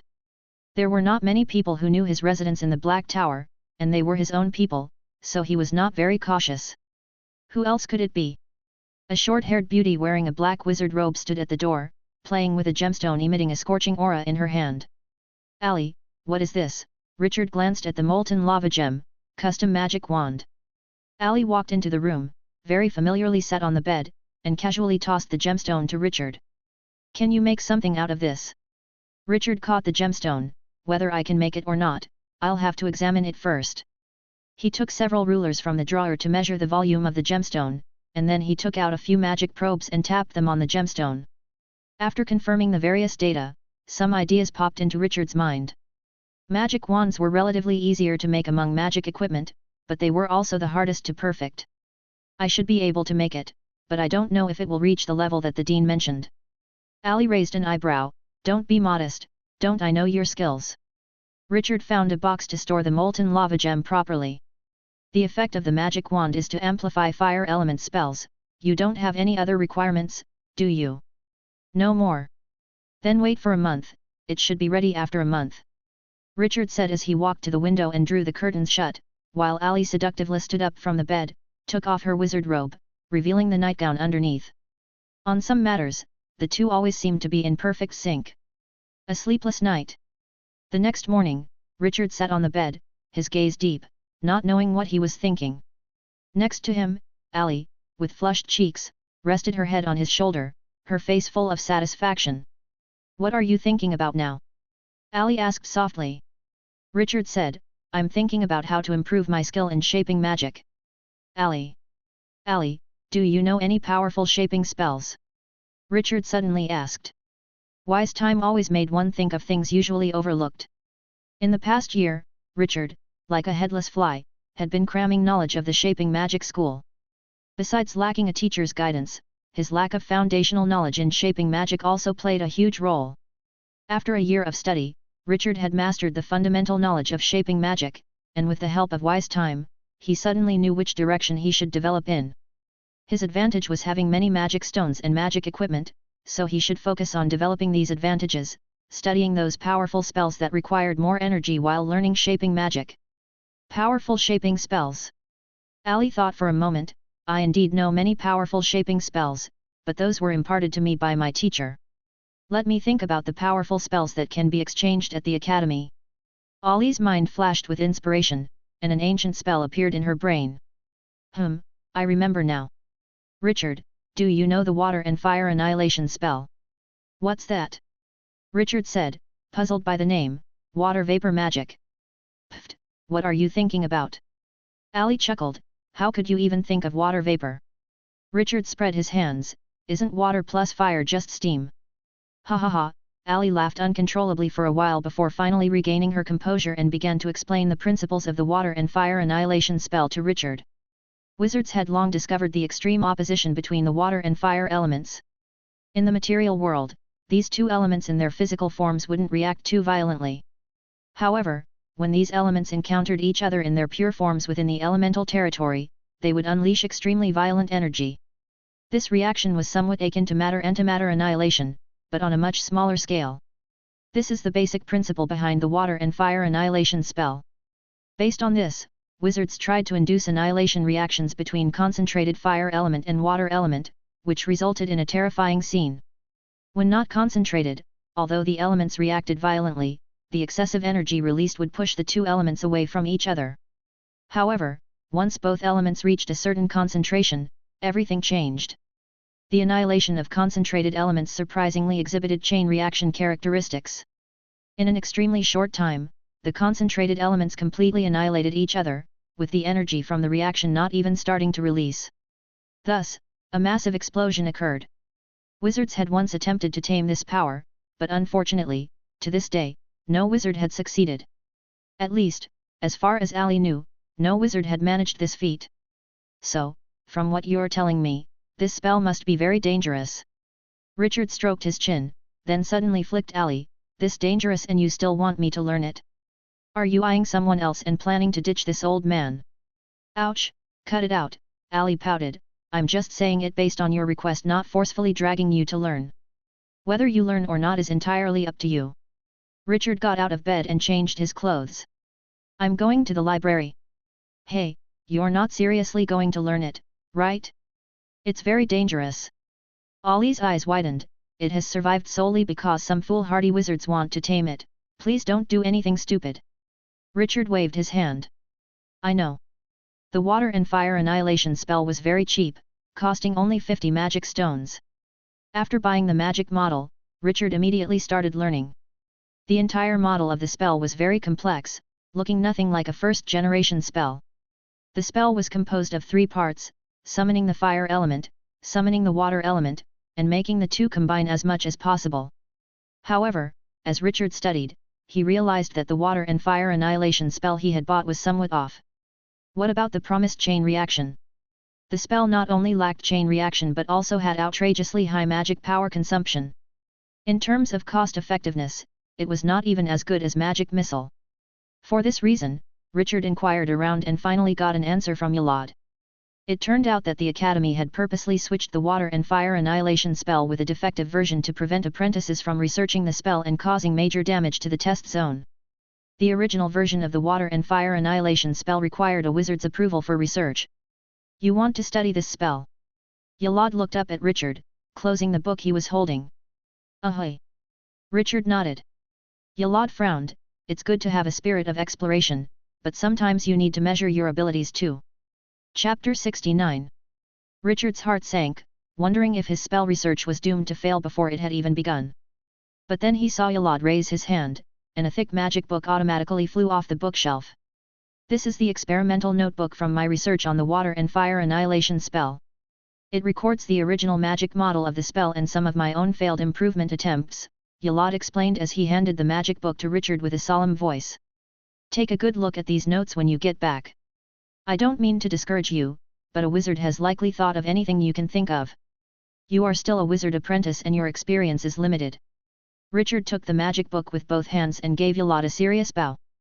The transmission of any knowledge deserved respect. Returning to his room, Richard immediately opened the magic book and began to study the spell. The original version of the water and fire annihilation spell, called the Realm of Annihilation, was quite straightforward to use. It involved summoning two elements, compressing them, and then allowing them to react. The spell consumed a great deal of energy and could drain an intermediate apprentice with 30 spiritual power in an instant. But its power was also astounding. If released at full strength, the epicenter of the spell could reach 1,000 energy levels. And this was only the limit of the spell's power, not the limit of the reaction. If one could increase the quantity of both elements, the power could become even greater. Isn't this a bit overkill for an apprentice? Richard muttered to himself, his lips twitching slightly as he read the notes. But soon after, he discovered the shortcomings of the spell. The Realm of Annihilation, despite its great power, was as unruly in energy release as a magic missile. Consequently, while its power was immense, its dissipation was also shocking. Beyond a meter from the center, its energy level dropped to 100, and beyond 3 meters, only a blast wave remained. The second issue was the spell's instability. The concentrated fire element was highly volatile, and a slight magic fluctuation could provoke a violent outburst, leading to premature spell release or casting failure. These two factors made the spell more of a last-ditch, desperate measure than a viable offensive option. A bomb that might explode at any time was a curse to both friend and foe. In his notes, Yalad tried improving the spell, attempting to control the burst of energy to increase its power and adding runes to stabilize the fire element. But after numerous attempts, the results were still disappointing. Measuring by magic consumption, there were other spells that were more powerful and stable. So it seems that revising the runes is not viable. Richard scratched his head after finishing the notes. But why should I focus on revising runes? As a transmigrator, Richard's thinking was more flexible than others in the wizard world. The clash of thought from an entirely different civilization allowed Richard to see things that others might have missed. This is essentially about compressing two elements and then colliding them to release power. It's not much different from detonating a bomb with a blasting cap. Richard casually grabbed a piece of rough paper and sketched a rough diagram. The fire element is unstable, and restraining it with magic consumes a lot of power, so why not restrain it with physical materials? Two chambers, one for the water element and one for the fire element, separated in the middle. Richard put his ideas on paper and then adjusted the shape. Eventually, a wizard version of a hand grenade appeared on the paper. Done. Richard tossed the pen aside, content as he looked at the rough design on the paper. Although it was just a sketch and the design might change during implementation, it didn't affect the pleasure that filled Richard's heart. Creating something from the other world in the wizard world always brought him a benumbed thrill of indulgence. With an idea in mind, Richard immediately set out to make it a reality. He made a list and gave it to his dedicated procurer, Kevin, instructing him to start collecting materials in the business district. Meanwhile, Richard began to dismantle the spell, extracting the spells for the two concentrated elements. Having learned from the shape-shifting school for a year, Richard was ready to put his knowledge to the test and see what he was capable of. If he encountered unsolvable problems, he would then seek Ali's assistance. Time flew quickly, and another year passed in the blink of an eye. Richard proceeded to the training room for his adaptation body workout early in the morning, as usual. After the first adaptation began, Richard's adaptation body progress had been increasing at a slow rate of 0.01 energy levels per day. Furthermore, as he continued to train, this rate of increase was accelerating. After 1 year, it had reached 0.015. At this rate, by the time the next bloody examination started, he would be immune to spells of fire, lightning, and ice elements below 50 energy levels. As usual, Richard entered the freezing chamber to train. The 6 energy level freezing damage began to erode his body. But after a short while, he felt the temperature in the chamber warm up. Have I adapted again? Richard was somewhat puzzled. He opened the chamber to inspect it and discovered that the magic stone powering the freezing chamber had run out. Without power, the freezer naturally stopped cooling. Looking at the chamber's magic stone inlet on the side, Richard prepared to refill it, but his expression turned sour as he checked his pockets. "How come I am left with just over 1,000 magic stones?" Richard uttered in dismay. As a model apprentice, Richard had no expensive hobby that squandered magic stones. Yet even so, as one of the top magic stone earners in the campus, his wealth had shrunk to barely over 1,000 magic stones. What was the difference between this and the ordinary apprentices who had to be meticulous with every spell they cast? "No, where did all my magic stones go?" Richard's expression darkened, and he lost all intention to train. He turned and went back to his bedroom to check his accounts. The review revealed a year-long flurry of spending. Aside from the monthly 100 magic stones paid to the flame giant, he had spent over 5,000 on selecting materials for the wizard hand grenade. There were also the daily adaptation potions, recovery magic potions, crafting of physique enhancement potions, reading, making small magic equipment for practice, everyday food and drinks, and many other expenses. These scattered expenses had drastically reduced the wealth of Richard, a top-income apprentice with over 300 magic stones per month. "It seems I need to sell a couple of physique enhancement potions. Also, the output of concentration potions needs to be increased." Richard massaged his temples. He had attempted to make several bottles of physique enhancement potions in the past few months, and the success rate was quite good. He had initially intended to sell them privately to expand his social network and give his friends some benefits. But now he was nearly bankrupt, he couldn't afford to think about those plans anymore. Increasing the output. Sigh. I'm probably going to attract trouble. Chapter 70. For the wizard apprentices of the Black Tower Wizard Academy, the beginning of the month was a special day. At the beginning of the month, all the apprentices who wanted to go out on missions would crowd in front of Anna's cottage, waiting for the new batch of concentration potions to go on sale. Ever since Richard had dealt with Joseph, the business of concentration potions in the entire commercial district had become Richard's alone. And a monopoly was always the most profitable business. As the clock struck 8 in the morning, Anna's cottage officially opened for business. The clerk opened the store door and began selling this month's concentration potions. Don't push, there are twice as many concentration potions this month, and everyone who comes today is guaranteed to get one."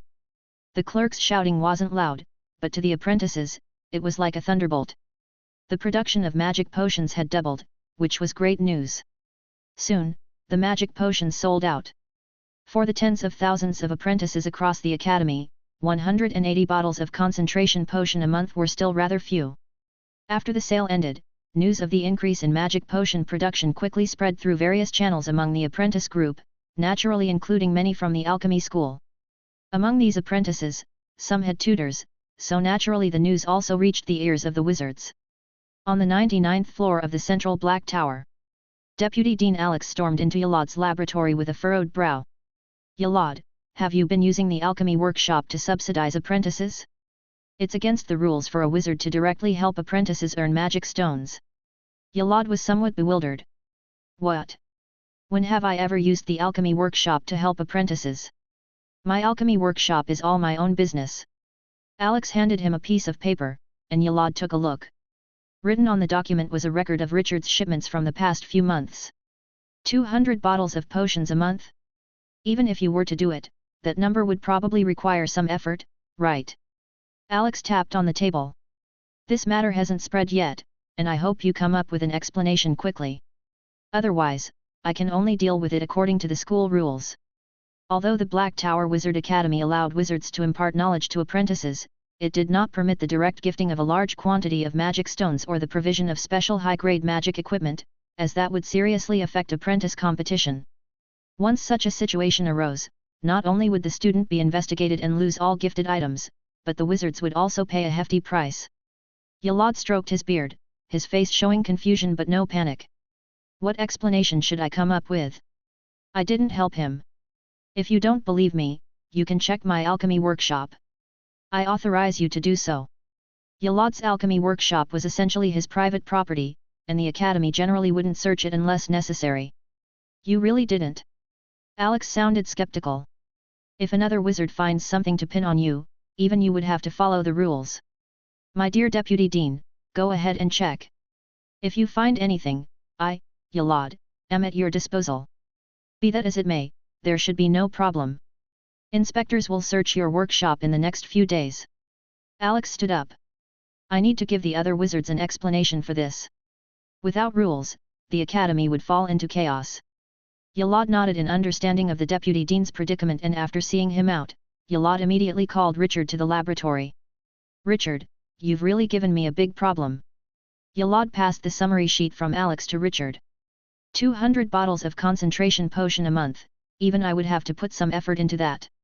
The deputy dean has already come to see me, and he wants an explanation. Yalad spread his hands. But what explanation do I have? Richard looked at the data on the summary sheet, which detailed how each of his potions had been sold to whom and marked the approximate times and channels of purchase. Richard scratched his head, his face showing not a hint of panic. As I thought, this has caught the Academy's attention. Oh! Yalad feigned surprise. It seems my student was well prepared. Richard nodded and then produced a contract. Before I tell you this explanation, to protect my knowledge as a wizard, I'd like you to sign this. Yalad was taken aback, he hadn't expected Richard to do this. However, he did not get angry, instead, he happily took the contract and read it carefully. Just not allowing me to disclose this knowledge to the outside world. Yalad frowned, then added a clause to the contract, you should also forbid me from using this knowledge for my own benefit. For others, I suggest adding a clause that after reading it, they must undergo memory erasure. After speaking, Holo handed the contract back to Richard, then took another contract from his drawer. Additionally, this type of contract only has binding force on an apprentice, but for a wizard, it's just a piece of scrap paper. Use mine instead, Holo suggested. Having said that, Holo wrote down the terms on the new contract and signed it. Richard secretly breathed a sigh of relief upon seeing how cooperative Holo was. Having an understanding teacher truly was a blessing. It's excellent that you understand, teacher. Richard took the contract and signed it, then brought Holo to a room at the very edge of the 56th floor of the Black Tower. Upon opening the door, Holo immediately noticed the strange machine in the center of the room. An alchemy machine? It looks like Anna's handiwork. Holo looked around the room but didn't discover anything exceptional. So, what's your explanation? Holo asked Richard, looking at him with some confusion. It's right here, Richard said, pointing to the machine in the center of the room. Machine? Holo was taken aback, you mean to say you use this machine to help you process materials? That explanation isn't sufficient. But he saw his student shake his head and then walk over to flip a switch on the machine. Rumble rumble. A sound emanated from the machine, and Holo was still in the dark. What was his student doing? But soon, he witnessed an incredible scene. Richard actually took a bottle of concentration potion from the output of the machine. Holo was certain that this potion had not been in the machine before. What is this? The same thought that had flashed through Anna's mind passed through Holo's. A machine making magic potions. How ludicrous! Richard shrugged, then handed the potion to Holo and started the machine again. As you can see, I've produced a bottle of concentration potion with this machine. No, no, no, Holo waved his hands in denial, even unconsciously taking a step back. The potion in Richard's hand seemed like a man-eating demon, sapping Holo of the courage to even look at it. How could a machine make potions? The creation of potions required adaptability, the accumulated experience of an alchemy wizard over many years. Could a machine really do all that? Was there an alchemy wizard sealed inside it? His past education and personal experience had Holo insisting. This must be a joke. But, deep within his heart, a voice kept calling out. Holo, this is real, remember the question you once had? How the magic potion commerce at the Tower of Truth could supply potions without limit. It was his determination as a wizard in pursuit of truth, wizards speak only with facts. Right is right, wrong is wrong. Before long, the sound of the machine ceased, and Richard took another bottle of concentration potion from the machine. Teacher, another potion. Can you tell if there's anything wrong with these two potions? Holo took a deep breath, accepted the two potions, then popped their stoppers and used a little magic to taste them. Indeed, the effects of the two potions were almost identical. The stubbornness in Holo's heart began to crumble, and the rational mind of a wizard once again took dominance. Almost gritting his teeth, Holo made a decision. These two potions, are nearly identical. Richard, you have created something remarkable. Chapter 71. As rationality took the high ground, Yolad's emotions also calmed down. Richard, what's the principle behind this machine?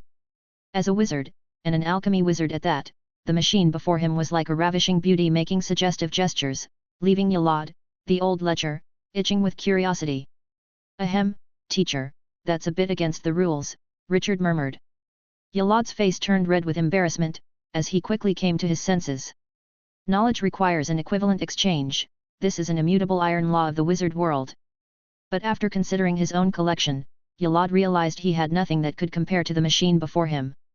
This. Yolad became so anxious that sweat poured down his forehead. If he couldn't unravel the secret of this machine before him, he felt like he wouldn't be able to sleep peacefully for the rest of his life. Teacher, I have a proposal. How about you listen to it? You say, Yolad said, locking his gaze onto Richard with an intensity that seemed as if it could bore a hole through him. It's like this, teacher. I plan to use this technology to start a wizard commerce, with me contributing the technology and you contributing the capital. We'll share the profits 70-30, how about that? Richard ventured. In fact, once Richard was certain that magic potions could be mass-produced, he had this idea in mind. Selling magic potions at a single academy seemed like underutilizing his technology. Good, I agree. Yolad immediately agreed without a second word. Then, with a flash, he vanished from the room, returning less than a minute later with a black scroll in his hand. This is a soul contract produced by the Tower of Truth, even a great wizard must adhere to its stipulations. As he spoke, Yolad adeptly wrote on the soul contract, including details about the profit sharing, confidentiality and penalties for breach of contract. He seemed quite skilled at it. Take a look at the contract. If there's no problem, sign it. Richard took the contract and read it carefully from top to bottom. It wasn't that he didn't trust Yolad, but rather he had never seen such a complete and formal contract, and he took the opportunity to learn how to write one. After all, that too was a form of knowledge. Satisfied that everything was correct, Richard signed the contract. As the contract turned to ashes, an invisible force settled upon them both. At this moment, Richard and Yolad not only had a master-disciple relationship but also a more solid bond of mutual interest. Now you can tell me the principle, right? Yolad asked eagerly, looking at Richard. No problem. Richard walked over to the machine and quickly disassembled the outer casing, revealing the machinery inside. This is the output, this is the alchemy pot, this is the magic power stabilizer, Richard pointed out to Yolad each part of the machine. The principle that allows the machine to stably produce magic potions isn't anything miraculous. It's just that I found that when making magic potions, once each step's magic value reaches a certain standard, the potions can be produced consistently. It's that simple. Yolad looked at Richard in disbelief, finding it hard to believe that a machine capable of near miraculous feats worked on such a simple principle. He only needed to spend a bit more time confirming the magic potion formulas.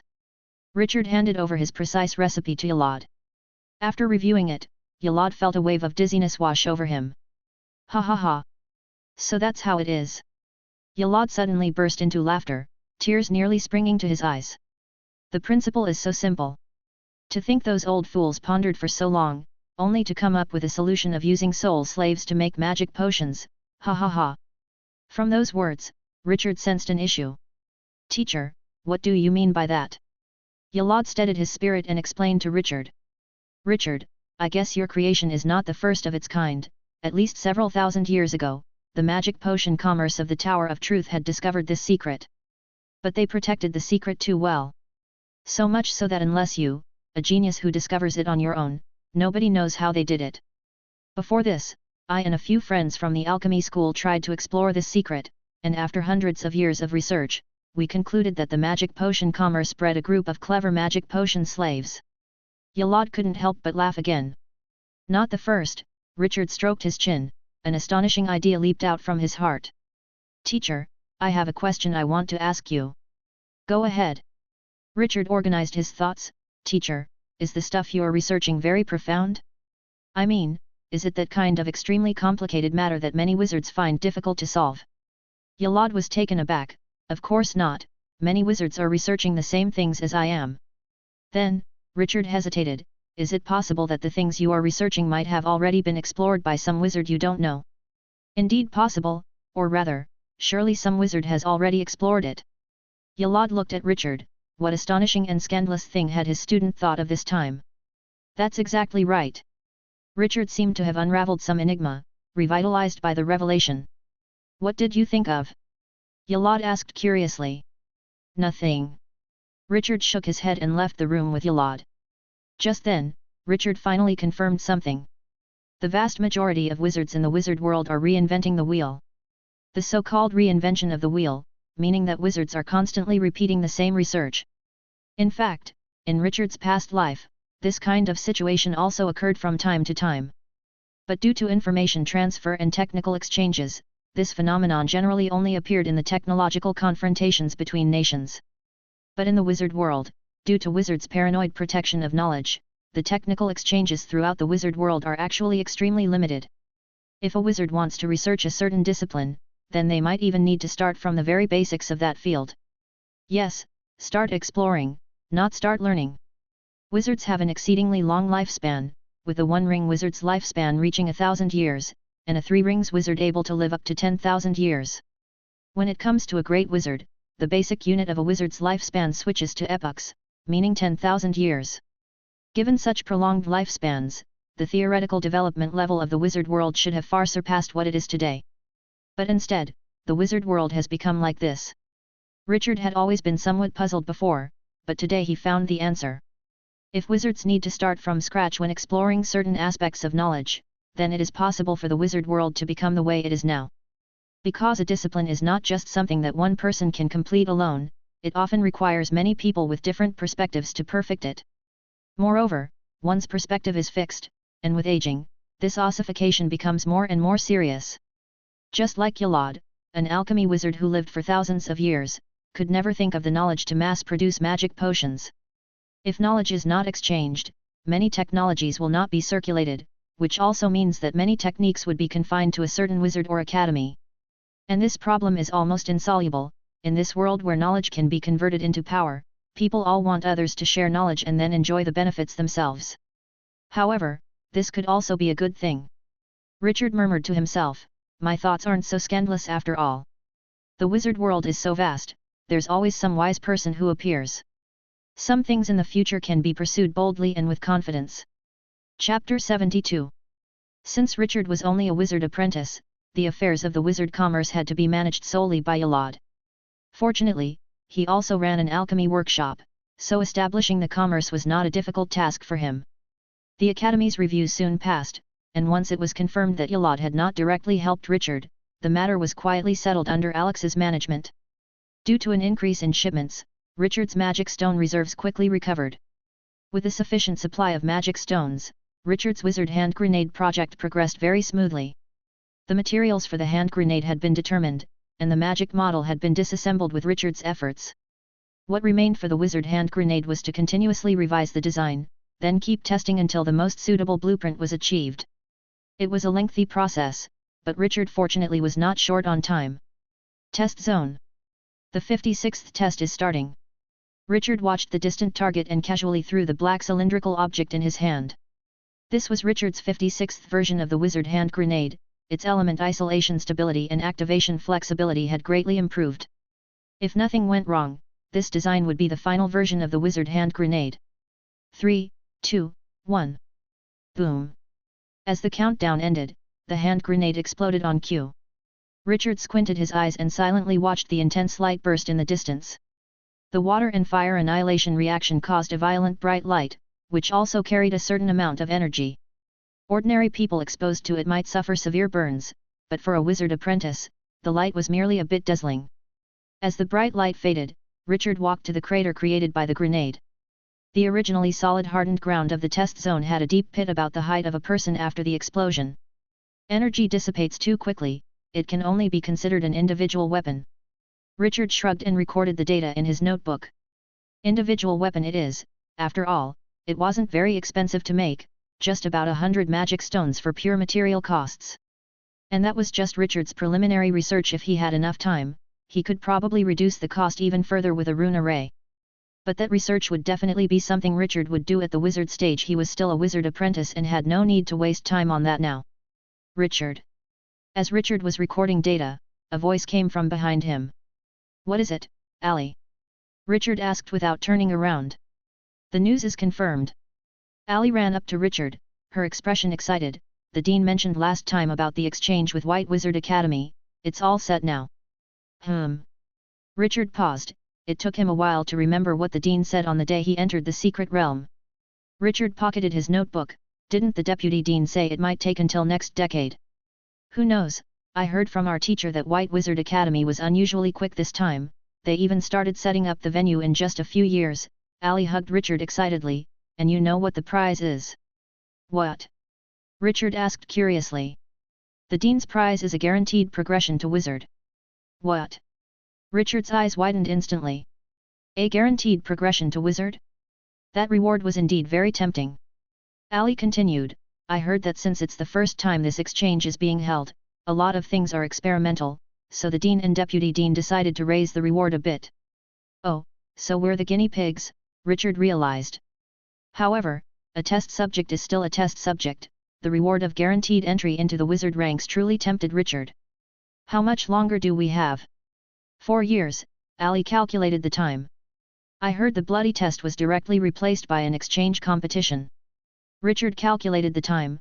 His spiritual power was not far from becoming an advanced apprentice, probably another year would elevate him to that level.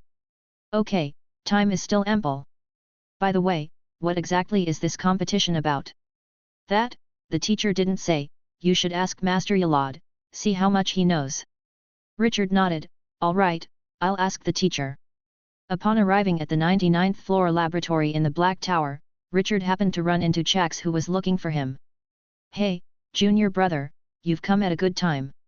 Chax patted Richard forcefully. Clearly, he had already heard about the exchange competition. Haha, seems like you heard too, senior brother. Of course, the news is almost spreading like wildfire. Chax pointed upstairs. By the way, the teacher just asked me to find you, hurry to the laboratory. He probably wants to give you some insider information. Upon reaching the laboratory, Yalad called Richard over as soon as he saw him. You must have heard about the exchange competition. Richard sat down beside Yalad. Heard about it. Is the final reward a direct entry into becoming a wizard? Yes, that's right. Yalad nodded, then added discontentedly, Eric is really tight-fisted, even the awards for the exchange competition are so limited. Tight-fisted? Richard was somewhat puzzled. Definitely tight-fisted. Yalad complained, the winner of this competition will get the qualification for direct entry into becoming a wizard, which sounds impressive. But think about it, would anyone capable of winning in this competition fail the wizard exam? Indeed. Richard realized, anyone who could excel in the competition wouldn't fare badly in the wizard exam. This direct entry was essentially an advance award of the qualification to become a wizard. Let's not talk about this. I called you here to tell you that the matters with the wizard commerce have been preliminarily settled. Saying this, Yalad handed a leather scroll to Richard. This is a commerce scroll issued by the Truth Council. With this, we can legally do business with the Academy. That's great. Richard was excited, so when do we start? Start? We've just completed the first step of establishing the wizard commerce. Yalad glared at him, having a scroll just means the council allows you to exist, but if you want to do business, you need stable material channels, stable sales channels, and popular products. Although I managed an alchemy workshop before, magic potions were not within my business scope, establishing these channels needs to start from scratch. Moreover, concentration potions might still be useful during the apprentice phase, but they become useless at the wizard stage. If we want to engage in big business, we need to develop new magic potions, ideally those that can be used by wizards. These are all challenges, and without a couple of 100 years, don't even think about officially profiting. Richard scratched his head awkwardly. He had oversimplified things. Wizard commerce was not just about selling magic potions in the Academy's business district. It's fine, it's enough that you know this. Also, Eric's side guards the content of this competition very tightly. I've only gotten a bit of vague information, it seems to be something like a simulated battlefield. Don't you have a little girlfriend who is Susanna's student? Susanna might know a bit more. Master Susanna is also not clear, Richard said, somewhat embarrassed. She doesn't know. Yalad was slightly surprised but quickly regained composure. Well, if she doesn't know, then she doesn't. No matter what the competition is like, increasing your strength and knowledge is always the right choice. Chapter 73. Leaving Yalad's place, Richard headed straight for the magic store. Although the reward for this competition sounded penurious coming from Yalad's lips, Richard still wanted to strive for it. Who would take entrance exams if they could be admitted without them? Due to the spread of the news, the magic store was already packed with well-informed wizard apprentices. These apprentices were among the stronger ones, also those who had some chance to receive the exam rewards. Make way, please. While shouting, Richard pushed the apprentices in front of him aside. The pushed apprentices wanted to resist, but Richard, a bloodline alchemy wizard apprentice, was stronger than them even without activating his bloodline. After squeezing his way to the counter, the magic store's mechanical clerk was methodically inspecting the academy coins and then controlling the pneumatic pipeline to deliver scrolls one by one. The clerks wouldn't intervene to keep the peace unless a magical battle broke out. What would you like to purchase? The clerk came to Richard and asked mechanically. I want the advanced meditation method. As soon as he said this, the surrounding environment went silent instantly. The advanced meditation method? An apprentice dug his ears, feeling he might have heard wrong. Someone wanted to buy the advanced meditation method worth 10,000 magic stones, which is 1,000,000 academy coins. The advanced meditation method is priced at 1,000,000 academy coins. Richard didn't say much, he calmly took out bundles of academy coins from his magic pocket. Each bundle he took out made apprentices rub their eyes. This must be counterfeit money, an apprentice thought in shock. How can anyone afford the advanced meditation method? Due to the large number of academy coins, the mechanical clerk could only verify them in batches. 200,000 academy coins confirmed. 200,000 academy coins confirmed. 200,000 academy coins confirmed. The same voice repeated 5 times, silencing the entire magic store, and some apprentices who had just come in did not understand what was going on. What's happening? Why is everyone silent? Gulp. An apprentice near Richard swallowed his saliva. He suddenly remembered who this apprentice was. Are you Richard? Richard glanced at him, neither confirming nor denying. Richard? Is that the Richard? An apprentice whispered to another. Is he the one who first killed a slave beast in the exam? The one who killed Holder? I heard there used to be someone in the commercial area who sold concentration potions, but ever since Richard started selling them, that person mysteriously disappeared, no corpse to be found. Really? Ignoring the murmurs, Richard picked up the scroll delivered by the pneumatic pipeline and left the magic store, leaving behind only a dashing figure. Fame was just that, Richard never cared about it. Back in his bedroom, Richard immediately used the miracle furnace to extract the content of the advanced meditation method. Ingredient: knowledge scroll. Extractable information: advanced meditation method. Extraction cost: 15 spiritual power. Refine. Richard chose to refine, and a few seconds later, a ball of white light appeared above the miracle furnace. After absorbing the white light, Richard immediately tried to meditate. The advanced meditation method was several times more difficult than the intermediate meditation method, bringing the count of spiritual runes to an astonishing 100. However, Richard was not a novice apprentice anymore, he had mastered the art of meditation practice. After failing slightly twice, Richard successfully entered meditation on the 3rd attempt. The advanced meditation method allowed him to stay in the Sea of Souls for a full 8 hours. When he awoke from the meditation state, Richard could clearly feel that the effects of the advanced meditation method were several times stronger than the intermediate method. If he continued to meditate at this pace, he would reach the significant milestone of 40 points of spiritual power within 4 months and become a high-level wizard apprentice. But Richard's ambitions went far beyond that. With 4 more years to go, by meditating at this pace, my spiritual power should reach 45 points before the exchange competition. Although it's still some distance from the ultimate apprentice, it's still quite fast compared to other apprentices, Richard mused to himself. A wizard apprentice's spiritual power can peak at 49.9 points, and at this stage, they are known as ultimate apprentices. Once they reach this level of power, meditation becomes futile for wizard apprentices, and they must undergo the wizard promotion ceremony, elevating their life level to a higher tier.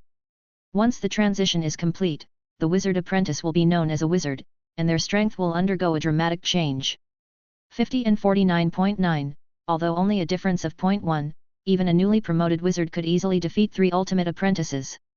Once a wizard fully adapts, an ultimate apprentice would appear as nothing more than an ordinary person, albeit a slightly stronger one in the eyes of a wizard. Time whizzed by, and 2 years quickly passed. In the laboratory, Richard carefully observed a bug's corpse on the dissection table through a magnifying glass.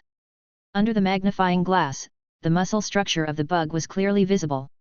While looking, Richard jotted down data in his notes. The muscle structure of this magic crystal arrowworm is truly peculiar. The multi-layered muscle fibers stack upon one another, and once charged, they deform like a bowstring, accumulating as much power as possible. Richard marveled at the magic crystal arrowworm. Despite its small size, when the magic crystal arrowworm moved, it was like an arrow shot from a powerful crossbow, easily piercing through steel. Wizards excel at discovering knowledge from various things and then utilizing it. So after seeing this muscle structure, Richard's first thought was of his own body. Wizards commonly modify their bodies in pursuit of strength, shedding the constraints of their flesh without hesitation. Culture it and then transplant. Richard fell into deep thought. This kind of modification was somewhat similar to Yalad's creation of synthetic beasts. When creating these beasts, Yalad didn't just stitch together limbs of various creatures. To boost combat prowess, he also had to cultivate muscles, skin, and even bones. But Richard didn't quite want to use this method. Apart from the difficulty of targeted cultivation, the possibility of implant rejection and the impact on his daily activities were unacceptable to Richard. Human muscles might not be the best, but they are certainly the most adapted for human daily life. The muscle structure of the crystal arrowworm, while outstanding in some aspects, also had its drawbacks. Alas, if only teacher had a flesh magic that could temporarily change the structure of flesh, this arrowworm's muscle structure would undoubtedly provide a significant boost in combat strength. Leaving the laboratory, Richard, as usual, went to the training room to practice his adaptation body. Years of relentless training had allowed Richard's physique to withstand elemental damage from fire, lightning, and ice elemental magic of energy levels up to 45. And this was roughly the limit Richard could reach at his current stage.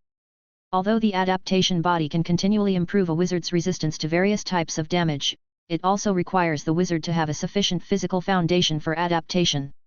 To use an analogy, physique is like the material used to build a machine, while adaptation potion is akin to lubricant, and external stimuli represent the energy source. Although the machine can operate with energy supply, if it runs too intensely, the material can wear down and even break. And the same principle applies to the human body. According to Yalad's estimates, at the wizard apprentice stage, one could train the adaptation body up to an energy level of 50 at most, beyond which there is a risk of the life core collapsing. At that point, it's not about adaptation anymore, just surviving would be considered incredibly lucky. After training a cycle, Richard wiped off sweat and left the training room, ready to return to his bedroom and read some magic books. But as he stepped out, he saw Yalad approaching him. "Richard, I have a task for you." Chapter 74. A mission. Richard paused slightly. A trial mission, assigned by the Academy faction. Yalad handed a scroll to Richard. There has been a case of missing population in a city affiliated with the Academy. The resident wizard apprentice thought it might be the work of a mad wizard, so the news was sent to the Academy. Mad wizard? What kind of wizard is that? Same as black and white wizards? Richard glanced at the scroll and asked casually. Not at all, Yalad denied. Black and white wizards are distinctions made by the Great Truth Wizards, while mad wizards are just a widely circulated nickname. Their official name is law-breaking wizards. That is, those who have violated the laws of the Truth Council. In principle, such matters should be dealt with by the Judicial Department under the Council, but given that law enforcement wizards have too much to take responsibility for, dealing with these apprentice-level mad wizards has become the responsibility of the Academy. Judicial Department, yet another new term. Richard put away the scroll.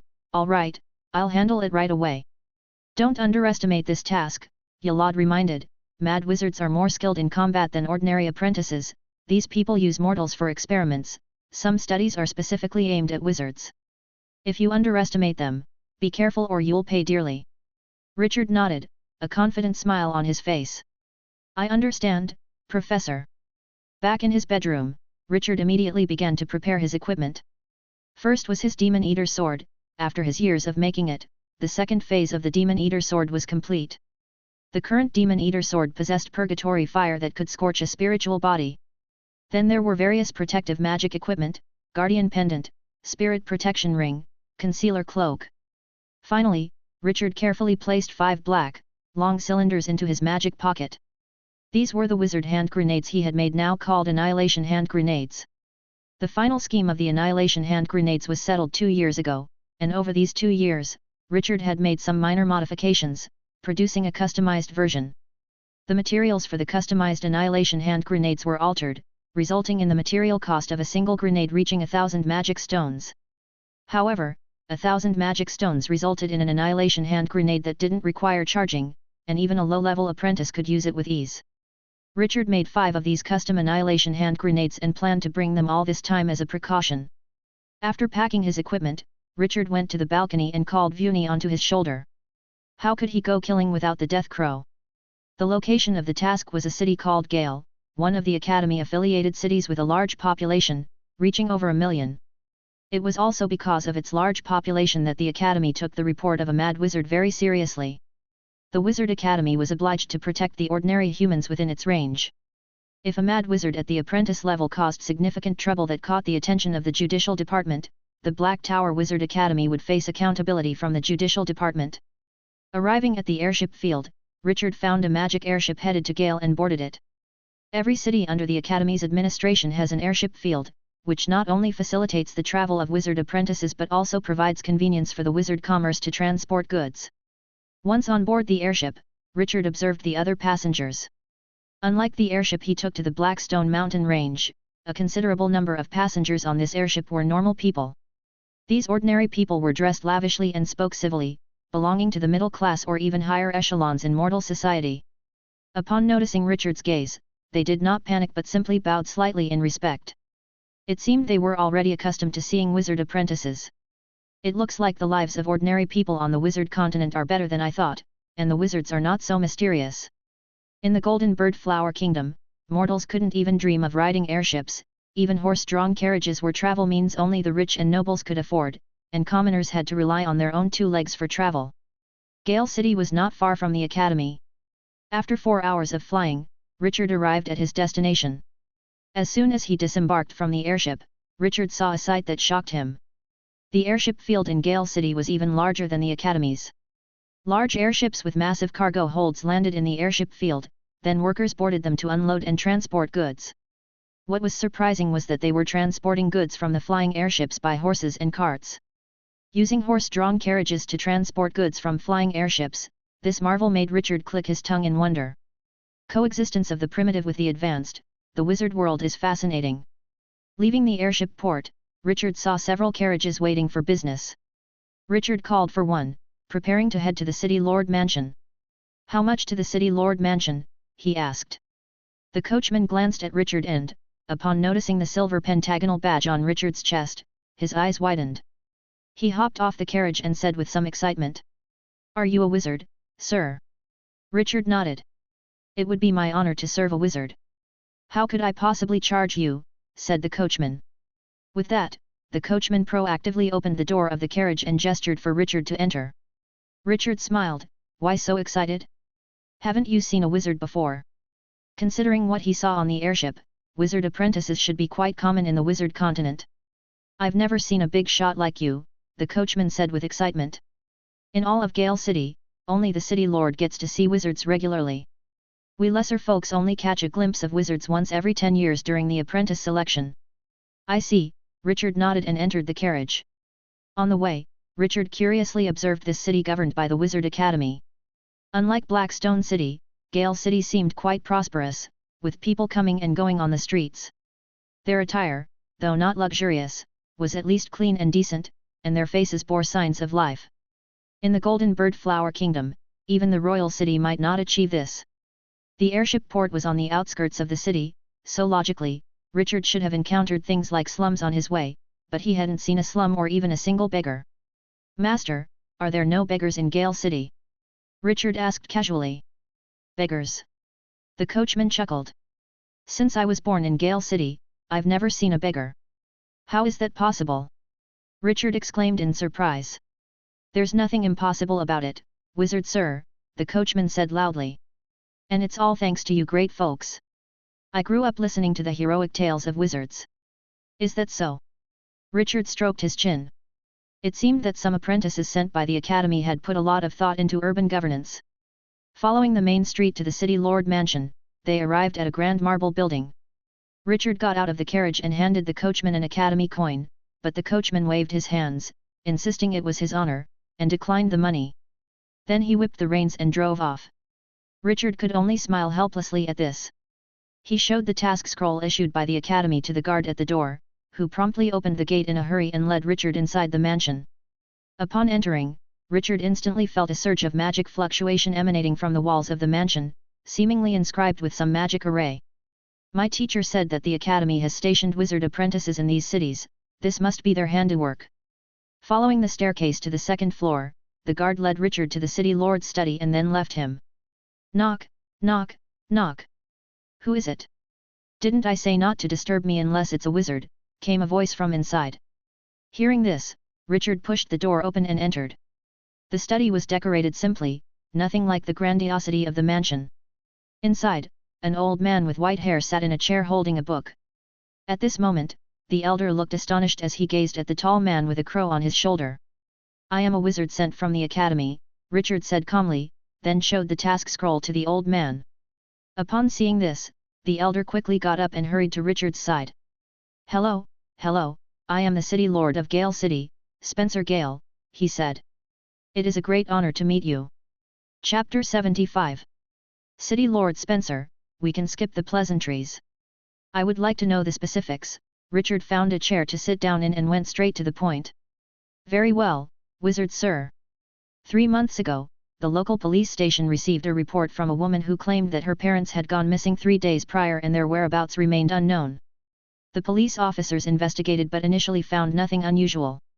However, during their inquiries, they unexpectedly discovered several vacant houses in the woman's neighborhood.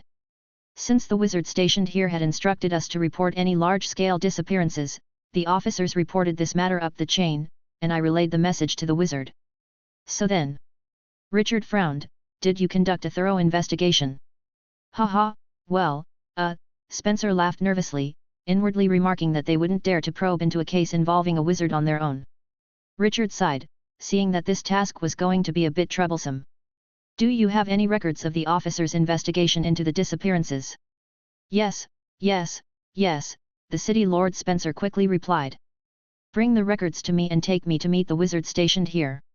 The dwelling of the stationed wizard was not far from the mansion, and Richard followed Spencer for a few hundred meters before arriving at the place. It was a small house, with a front garden that was overgrown with weeds due to neglect. Apart from that, the house seemed no different from an ordinary residence. Sir, I will prepare the records for you, and when you meet the wizard, may I? Spencer inquired. Richard waved his hand. Go ahead, you're busy. Spencer, relieved, bowed slightly to Richard and quickly walked away. Richard approached and knocked on the door, but there was no response from inside. No one home. Richard furrowed his brow, then revealed a hint of magic fluctuation. That got a response. Creak. An old man with skin as rough as tree bark opened the door. A wizard apprentice from the academy. Richard nodded, indeed. Then come in. Upon entering, Richard immediately smelled a strong, sour stench. The living room was littered with trash, and the sofa was covered with dirty clothes. Don't mind it. I'm just an old man. No one comes by, and I haven't cleaned up, the old man said as he fetched a kettle from the kitchen and poured Richard a glass of water. You don't conduct any research? Richard asked, unable to help himself. In this house, Richard couldn't sense any magic fluctuation, not even compared to the city lord mansion, which seemed more like a wizard's dwelling. Research? Brother, I'm not like you, I've graduated. There's no hope for me to become a wizard, the old man said with self-deprecating laughter, besides, I've learned enough. What's the point of researching when it's not as joyful as playing chess? With those words, the old man pushed aside the trash on the table and, from somewhere, produced a chessboard. The chessboard's surface was clean and smooth, clearly an old and frequently used item. Playing chess is much more interesting than reading books. Richard was taken aback, this old man's carefree attitude was unlike any other wizard apprentice he had met. It seemed this old man had entirely shed his identity as a wizard apprentice and fully returned to the life of an ordinary person. Care for a game? The rules are quite simple, the old man offered enthusiastically. No, I'm here to ask about the mad wizard incident you reported. Richard shook his head and then got straight to the point. Have you visited the crime scene, and did you find any clues? The old man shook his head in disappointment. I just took a glance. There were no traces of spells, nor any clues. Every household seemed normal, it was as if people just left their homes in the morning and then suddenly disappeared. Hearing this, Richard's heart sank. Without clues, how could he complete the task? Don't worry, with your identity, you can command anyone from the city lord mansion as you please, isn't it easy to find some clues? The old man, as if seeing through his thoughts, spoke slowly and leisurely. In some ways, mortals are no worse than wizards. Richard sighed, it seemed he could only wait for the records from Spencer. Since that's the case, then I won't bother you any further. Richard stood up to leave. The old man didn't see him out but simply set up a few chess pieces on the board and started playing against himself. It seemed that this chessboard represented the truth he sought. The investigation records from the police arrived quickly in Richard's hands, and he immediately began reviewing them. The Blood Red Master. Richard pointed at a term in the records and asked Spencer. What's this? Are there still religions in the city? Wizards do not believe in gods, or more accurately, they do not believe in any gods whose real bodies can be found. In the process of conquering the other world, wizards have killed countless creatures claiming to be divine beings. Some of these were world masters, some twisted evil demons, but in the eyes of wizards, these entities were merely powerful natives whose only purpose was to contribute knowledge on the wizard's dissecting table. Of course, there are believers among the wizards, adherents of a branch of the Soul School, who imagine a divine being and pray to it, offering magic power as offerings, turning this divine being into something akin to a storage facility. In times of danger, this divine being would return the stored power to the wizards, enabling them to enhance their strength for a short period. This was an offbeat spell, and even among soul wizards, these individuals were just a very small part. It indeed is a religion. Spencer was somewhat perplexed, but it should have been eradicated a long time ago. A cult. Spencer nodded his head. Indeed, a cult. This religion required its followers to offer living people as sacrifices, and after being reported, the civil protection team arrested its leaders, and the religion should have disbanded. It seems this is a resurgence of the extinguished flames. Richard tapped on the term Blood Red Master. He had a feeling this case must be the work of the resurrected cult. Instruct the police to discreetly investigate this cult and notify me immediately if there's any news. As you wish, Great Wizard. 3 days later, the investigation results from the police were laid out in front of Richard. Sir, your wisdom is truly unrivaled. All these missing persons are connected to the Vortex God, they are all followers of this sect, Spencer said obsequiously beside Richard. That's not enough. Richard shook his head. Have the police arrange an identity for me, I want to infiltrate this section. You're going to investigate in person. Spencer was slightly startled. Isn't that a bit too dangerous? Dangerous? Richard looked at him as if he were a fool. My dear city lord, you seem to have forgotten something. I am a wizard apprentice. I'm much stronger than those knights and high knights under you. Spencer's face turned red. He had forgotten that the respect he held was not merely for the title. It was the profound strength that underpinned that respect.